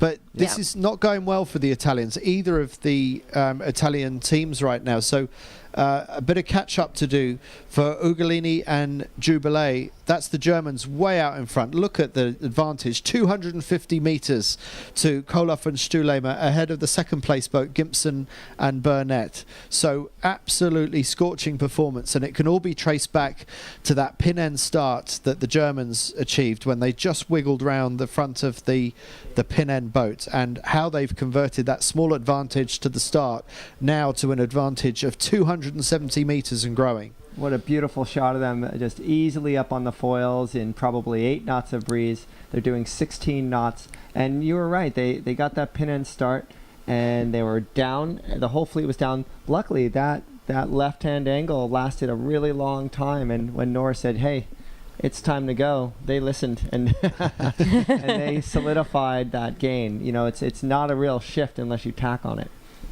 And Chris, if you can just do a little bit of homework, I know you will be anyway, but it would be interesting to know what effect that has and getting them in towards the top 2, because they were third, the Germans, going into today's racing in the overall standings. They've got the number 3 on their sail, which I should have checked. I guess that means they were third at the last Worlds, and they were third at the Olympic Games. Let's see if they can improve on third place here in Oman at the World Championships. Yeah, there was an 8-place gap between them and GBR, so that's kind of the number we're looking at. Right, okay. 8-point gap. So GBR is only 1 place behind them. So even though the gap is now up to 414 meters, can you believe? Incredible. They don't give you any more for the distance. They don't give you any more. You don't get any bonus points for the additional 400 meters of advantage. I think sometimes you should. It just feels like that. I agree. I agree. You know, like points for style. Yeah, Exactly. You should get points for a backflip when you know, like if you celebrate in a certain way, you should get points for that as well. Agreed. So the Germans just coming down towards the bottom of the course, and they have the absolute pick of the course. There's a bit more bad air for them to think about as they go up the left-hand side, but Can we look at the US all the way to the right? What's happening? You see their angle is just changing towards the gate. they went round in there. 15th place, in last place, I'm pretty sure. I'm not sure if they will be doing again, since the British, you can see that they have the same kind of angle going pretty down, so maybe it's a right-hand shift. But it looks good though. They at least tried. Like, they're taking some risk. They're one of the fastest boats on the race course. We're talking about Parent and Stone on the right-hand side, USA 32. And I'm pretty sure they were 15th at the top mark. They were the only boat to jibe set, and look what it's doing for them right now. Yeah, they are 17 points out of China poking through into the top 10 and qualifying for the medal race. So it's a long stretch for them, and the closest are Sweden 439 with more like 9 points to get into the top 10. So there are the Italians charging downwind on port jibe. Here's a perfect view of the balance that's needed. That flight controller, the crew. Sometimes it's the steering, but a lot of times it's the crew moving back and forth. Right now it seems like there's a lot of steering being done to keep the boat up on the foils. So there's probably two different modes of controlling your ride height. One is the steering, and then the crew doing little hits forward. You saw her step forward and knock the bow back down because they were getting too high. Ugolini and Jubilee, they've been leading this World Championship for much of the week, but they have slipped back behind Gibson and Burnett, and at the moment they are in 11th place. They've climbed a couple of places, but this race is not really doing them any favours at the moment. They've got a lot of work to do. If you remember yesterday, they were motoring up those beats, working really well together, just climbing through the fleet. We saw that they were focused. They seemed pretty relaxed, and there's a lot more race course left in this last fleet race. Yes, well, the Americans have been proving what's possible on the far side of the race course, but most boats have come down the conventional left-hand side of the course. Around goes Svensson and Dackhammer in third place for Sweden. It looks like they're in first, doesn't it? It does. But they are 260 metres behind the leaders. So jibe round by the French on the far side and the Dutch going round the left-hand side. Meanwhile, Koloff and Stulem are still comfortably in front in this race, and Gibson and Burnett from Great Britain in second, consolidating their lead in the overall championship and looking to repeat the world title they won in Geelong last year. And the Dutch are one of, I think it's 3 teams that have female skippers. It's awesome that we're seeing, with more opportunities, with more time in these high performance classes and mixed teams, that more and more women are steering. And I have some stats on that I'll bring up later on. Yarud and Johnson going round the right-hand side, and then it's Saima, Pedersen and Broom Boriskov coming round in 7th place. So the Swedes in 6th, the Danes in 7th, and next it's going to be in 8th place Parent and Stone. So a good gain for them. 7 places gained on this run for the Americans from doing that early jibe set. But the boats are pretty flat to the water. There's not much breeze down here, so all that exciting foiling turns into fairly straightforward, basic upwind sailing. Not much prospect of lifting a hull at the moment, even down here at the bottom of the course. A jibe by Ugolini and Jubilee. They are up into 9th place, so a small gain for Italy, while Finland, Kirkbay and Keskinen have dropped back a little bit. They need to invert that main as they go round. There it flips, and Argentina going round the right. Italy, Bissero and Frascari going round to the left in 11th place. Both of the Italians have some work to do after these. Yeah, maybe they do. For the second beat. It's not a good race for either of the Italian teams right now. A lot of work to do, as you say, Nora. Ferrezi and Zockling from Austria. I think that's a poor run for them. I think they were further up. Ooh. Bit of a cartwheel by Crane and Atwood as they just get their Red Jenica down round the right-hand gate, and that is the bird's eye view. And look at that lead that Germany hold. It's only 205 metres only from Great Britain in second, but it's going to extend to more than 400 metres again when they turn that top mark, provided of course that something silly or funny doesn't happen with the wind between now and then. Yeah, that's a pretty comfortable lead from them, and we can expect them probably holding the lead on until the end. This is the second beat of the only fleet racing today, and after this we will see some really exciting medal races. So this will be the final race for many of the teams. I know we were talking earlier about Julia going back to the women helms, then we won't talk about it too much more, but we were talking about equal sailing, and the goal is to make it just normal, the level of women sailors versus men sailors, because we know that the capabilities are all there. About a third of the fleet have women helm here, which is it's a bigger percentage than the last Worlds in 2020. And just as a comparison, at the Olympic Games, 3 of the 12 Olympic races were won by women helms in the Nacra fleet, and let's see, women were 4th and 6th in women helms in the Nacra in the Tokyo Olympics. Yeah, and we were talking the other day about what's the advantage of having women or men or whoever as a crew or a skipper, but the roles are just really different, and yeah, we could see a lot. I don't really see what the difference is. Women just need more experience. Yeah, that's the word. Thank you. And more experience in foiling and in this class especially. So we'll probably see that number rise to the next Worlds or Olympics at least. Yeah, it's nice to see that it's just time that's changing it, and it is working. So we're looking at Sayuma Pedersen and Brun Boriskov from Denmark at the moment, and that is one example of a female helm that we're looking at right there. Natasha Violet Sayuma Pedersen, that's why I don't say her whole name all the time. And also coached by a female coach. And who is that? Lynn Senholt, who was, what, 4th at the Games? Yeah, pretty sure she was 4th. Yeah. Yeah. So that's cool to see. Women coaches as well. It's like haven't seen too many of those, but it's getting more and more normal. Yeah, we learned from the last Worlds that it was really important for a female sailor to see a woman in that role. They don't get those opportunities to see women coaching at World Championships and at the Olympic Games. And now that they're starting to see it, and they say, "Hey, that looks like me. That looks like something I can do."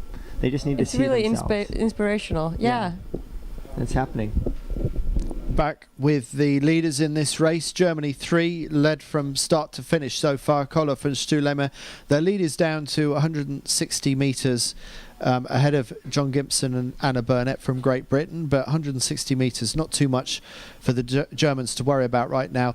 And they're both on trapeze, and they are the fastest boat on the water right now, doing a touch over 9 knots, compared with Gibson and Burnett, for example, doing about 7 knots.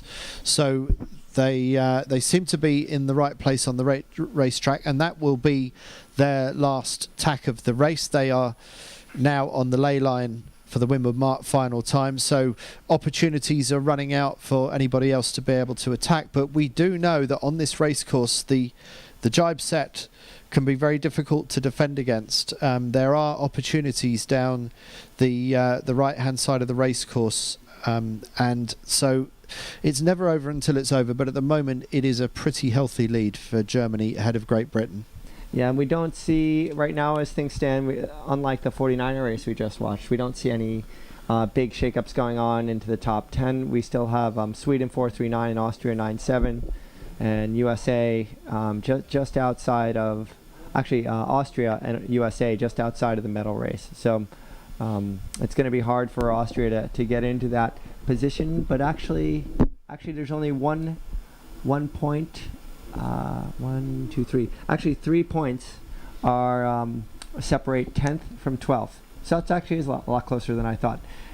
So that's between Sweden 439, Austria 97, USA 32. Also Denmark 31, who we were just watching there. I think there's they're a little bit closer too. So if they drop any more places, they're in jeopardy of missing out on their medal race. Right, okay, so still a lot to play for the sailors behind. Looking at the Germans, they look really comfortable in their lead. And I was talking with Alicia Stuhlemer just earlier today, and she was saying they had problems with the container, so they only got the boat like 2-3 days before the event, and they felt like in the beginning of the event they were still like reminding how to sail this specific boat, because they haven't sailed this boat since February this year. They'll be only using their Olympic boat, and this is the other boat they have. Sort of laughing like, oh, the systems are so dated, because you know the sailors, they update the systems of their boats so that everything works flawlessly, and the update might be every half a year even. So they were just saying they're still learning to sail this boat, but I guess they're getting to the height of it, the best part of the sailing now. They've found their speed, going quick. I don't think I've heard any sailor this week say, I love my boat. I think my boat is amazing. Everyone seems to be complaining about how they're using their spare boat because of containering boats around the world and boats being stuck in Tokyo or wherever they were previously. People seem to be using their second or third choice boat. So I haven't really got sympathy for any of them. They should just shut up and get on sailing. Do you think it's just the weather? Like, it's been really tricky with the shifts and gusts, and that they're blaming all on the boat, you know? It's better to blame it on the boat than on the crew or on the skipper, you know? I mean, you know what it's like. You both know what it's like as a sailor. You do want the comfort of a boat that's really tuned to within an inch of its life. But in the end, how much does it really make a difference? How much is in our heads? Anyway, Koloff and Stuhlemer going really nicely downwind. They are 240 meters ahead and growing ahead of the rest of the fleet. But breathing down the back of the necks of the Great Britain team are the Swedes, and it's much closer behind. These are the only team that are comfortable at the moment. I'm just amazed by this footage. It looks so cool, and especially seeing how they move in the boat, and the boat is just foiling perfectly.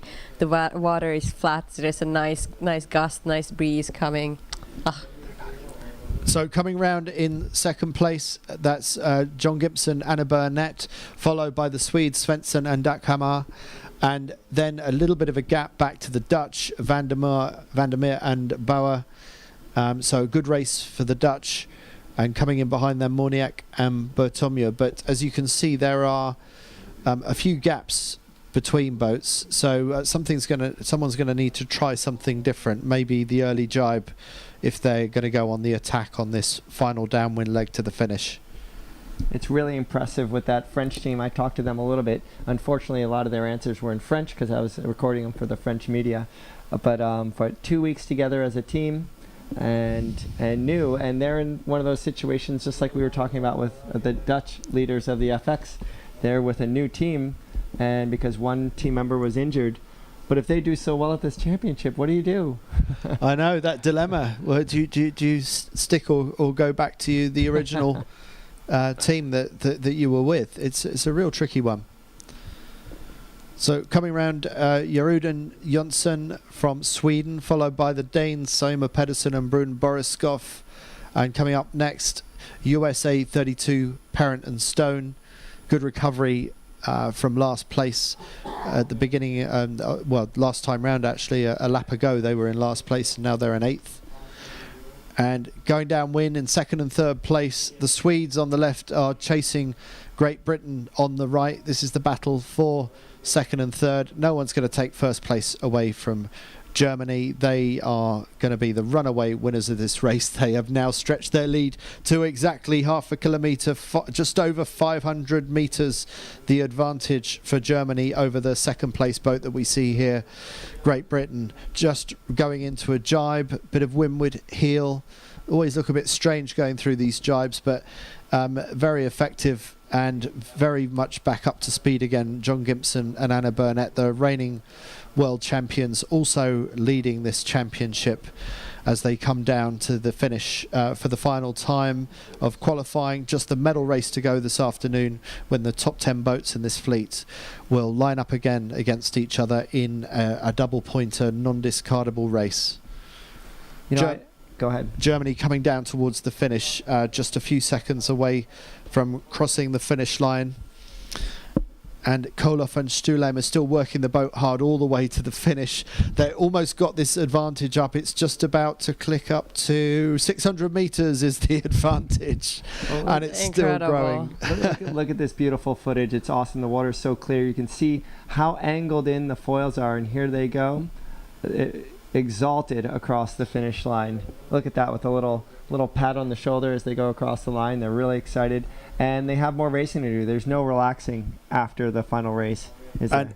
Looks like there's a passing move by the Dutch over the Swedes, so that the Dutch have just swept past the Swedes like they were standing still, but both boats are doing a good 15 knots or so, but really good sailing there by the Dutch. So that winning advantage just then was 650 meters across the finish line, and we are looking at the third and fourth place boats. Gibson and Burnett out of picture, but Gibson and Burnett, the reigning world champions, are going to cross the finish line in second place, and the Dutch have sailed an amazing race. Van der Meer and Bauer from the Netherlands look like they have just taken third place from Svensson and Dackhammer, and it'll be interesting to see if they can hold on to that. It's like a speed race to the finish here. They're doing like 16, 15 knots here, and looks amazing. Who can be the quickest? And it's amazing with this class. You saw everyone coming up to the weather mark, sitting in, crowded around the mast. The crew is crowded around the mast and doing 6 knots, 7 knots, and then doing 16 knots downwind. This is that kind of special crossover where the delta between upwind and downwind is really, really dramatic. I think we don't want to discount the Swedish team is Svensson and Dackhammer. They weren't quite on our radar screen for having a shot at qualifying, and we'll just have to wait to see how these results come out. But right now, the Jared, the other Swedish team, is right on the bubble in 10th place. Just a final jibe in before the finish. Gibson and Burnett taking second place. Very consistent performance by the reigning world champions, and then very, very close across the line. I'm not sure who got that in the end. I think it was the Dutch that just held on to third, but only by less than a boat length, half a boat length. Oh, it looks like the Swedes actually. So Sweden might have just stole it back at the end and might be third place for Svensson and Dackhammer. Photo finish between them and the Dutch, Van der Meer and Bauer, who their good work was undone just at the end, having overtaken the Swedes, but the Swedes stealing it back right at the last gasp. And then the French, Mouniac and Bertomieux, coming across in 5th place, and then a bit of a gap before we get back to the Danes on the left-hand side of the screen. Sayoma Pedersen and Brun Boriskov looking pretty certain for 6th place across the finish line.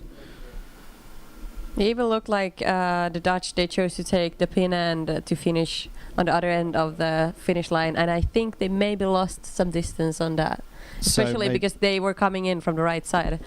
We'll find out if there's any further significance to that change of 3rd and 4th place right at the end. We'll update you on that.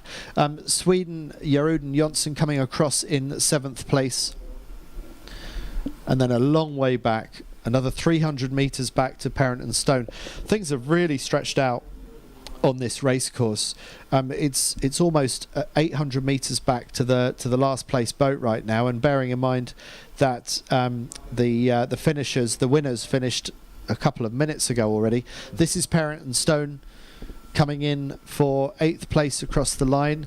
They made that good gain with the early jibe set. They were in last place early on in this race, but they got up to about 8th or 9th by the leeward gate, and they've held on to that place ever since then. So looking at the boats further in the back, I think they lost the most the second upwind, because the fleet went more to the right, or wanted to be the first ones on the starboard ley line, and they just couldn't make it. They were like late going into the starboard ley line, and the ones that went the latest to starboard ley line, they're the ones that come now in the back of the fleet.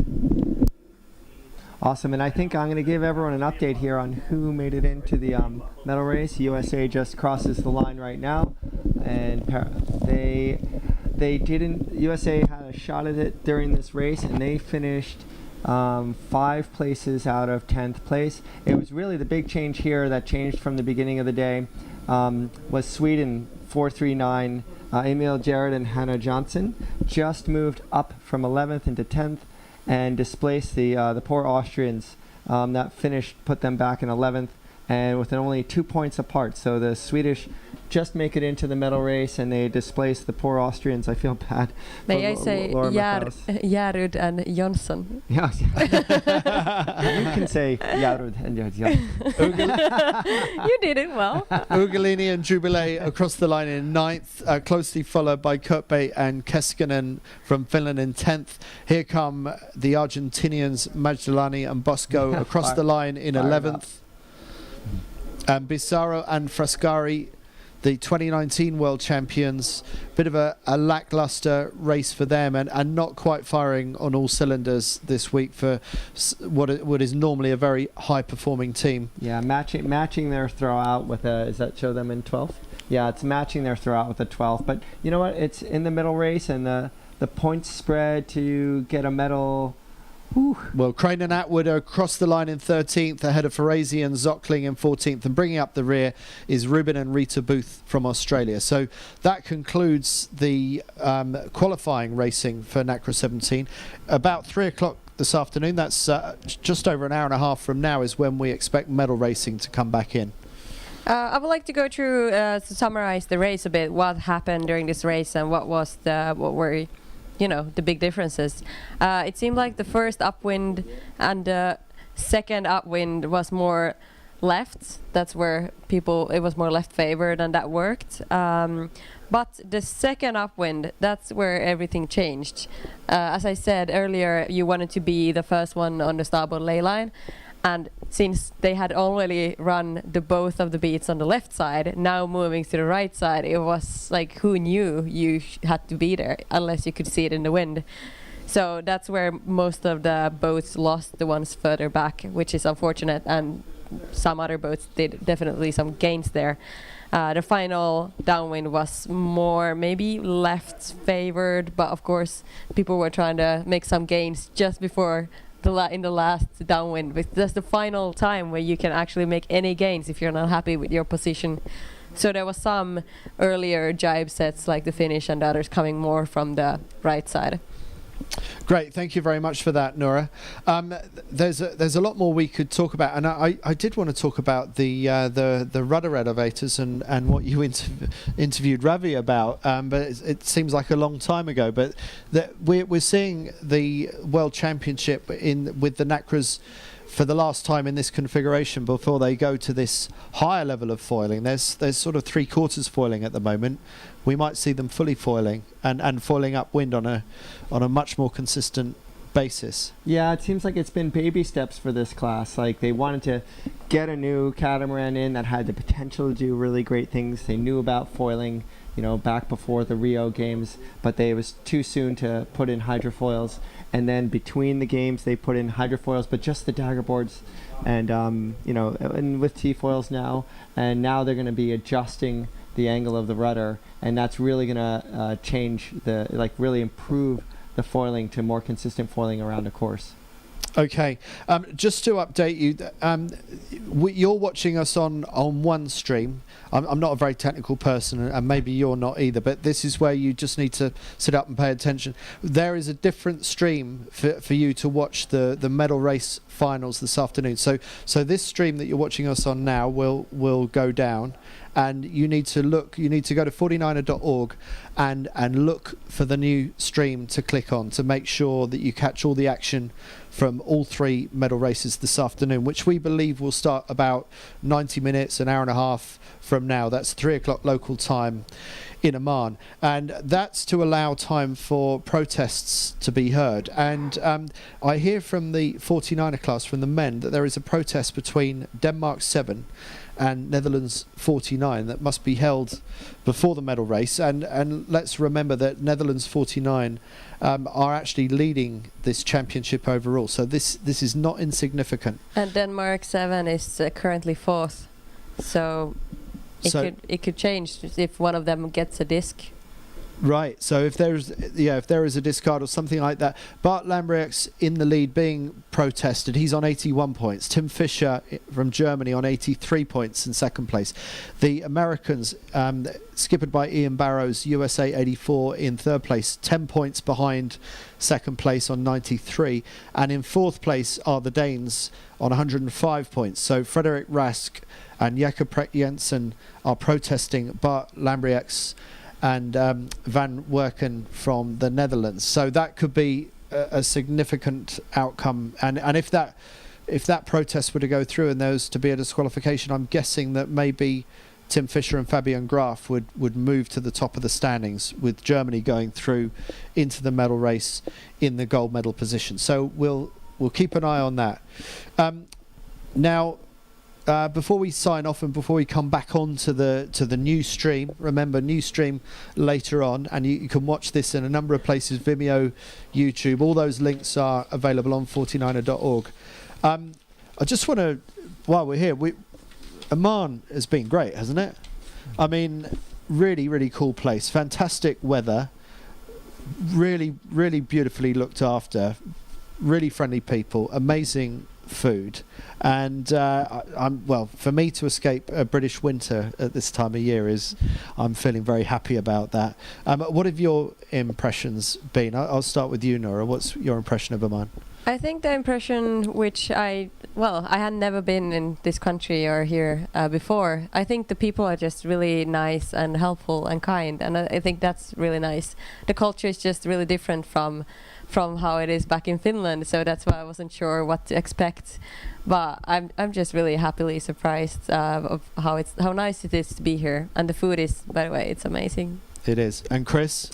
Well, I mean, to start off, I'm surprised. So how pleasant and warm the weather is, how much clothes people wear. But it's very much a cultural thing. It's probably a thing to keep the sun off too. But I've been loving learning about the local attire, the local passion for the sea that Oman and Oman Sail has really decided to really latch on to, only over the last 10 or 15 years that Oman Sail has really started to create programs for women sailing, children sailing, ocean sailing, partnering up with famous French sailors like Sidney Gavinier, doing ocean racing records, doing Pro Sail, extreme sailing series, and now the Olympics. Oman is, having their, first ever gold fleet in the 49er. They celebrated like it was an Olympic medal, and I think it's really exciting. But as far as the country's concerned, the weather's beautiful. It's not called a hurricane. What's it called?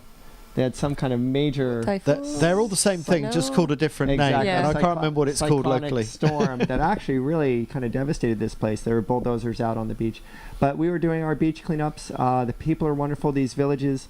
An Irish team member was running through one of the villages, and someone popped their head out and said hi, and he said hi back. Invited him in with his family, sit down, have a coffee or have a little local beverage. And it's a very friendly country. And the final thing I'll say is I met the former CEO of Oman Sail, was very high up in the government, head of military operations in the country for about 30 years. Serious individual. And I met him this morning. Really wonderful. He knew a lot about Newport, where I came from, because of the Naval War College there. And very friendly, and to have leaders like that, men and women in this country that believe in sport, believe in what sport can do for cross-cultural relationships. I mean, we don't know what Oman's like. We can come up with opinions or what the news tells us until we come out and hang here with a bunch of Omanis like the other places in the world we go to. And I think that's the power and the beauty of sport. And man, this place is wonderful. I'm sure that there are parts that are a little bit rough around the edges, just like in the United States and in our countries. But everyone's been just really dramatically friendly, and I'm not just saying that because I was expecting one thing or the other. It's just everyone's really, really wonderful. Yeah, well, we're fans, and so much so that I'm coming back here in about 3 weeks' time for the Youth World Championships as well. You should stay for a vacation.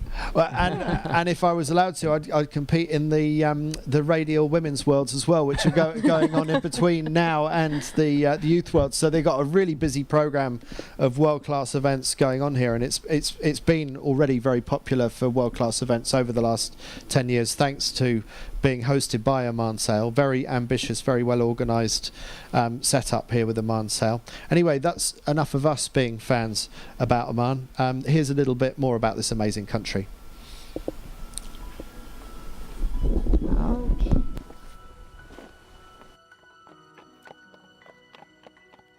بتراثنا الحضاري تفردنا، وبتاريخنا العريق ازدهرنا. ثقافتنا المتأصلة وموروثاتنا الأصيلة عكسنا ارتباطنا بالبيئة والمجتمع اللي تجسد من خلالها تفاصيل عاداتنا وتقاليدنا، من لبسنا وفنوننا الشعبية، احتفالاتنا، عاداتنا وتقاليدنا. تعاهدنا نستمر في تجديد ولائنا كل عام. سلامنا وازدهارنا وحبنا وتسامحنا يزيد، وتبقى أنت وطننا اللي ما مثلك وطن. أنا عماني وفخري بلادي.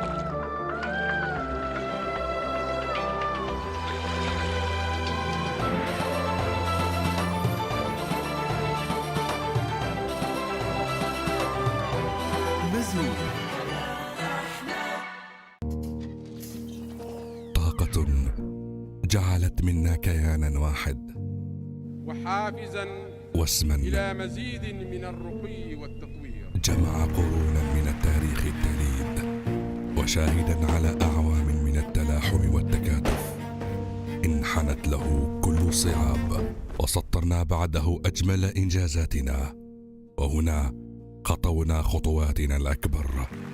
ومثل أي شيء إذا اتحد يكون أقوى بعطائنا، بقيمنا الماجدة الراسخة.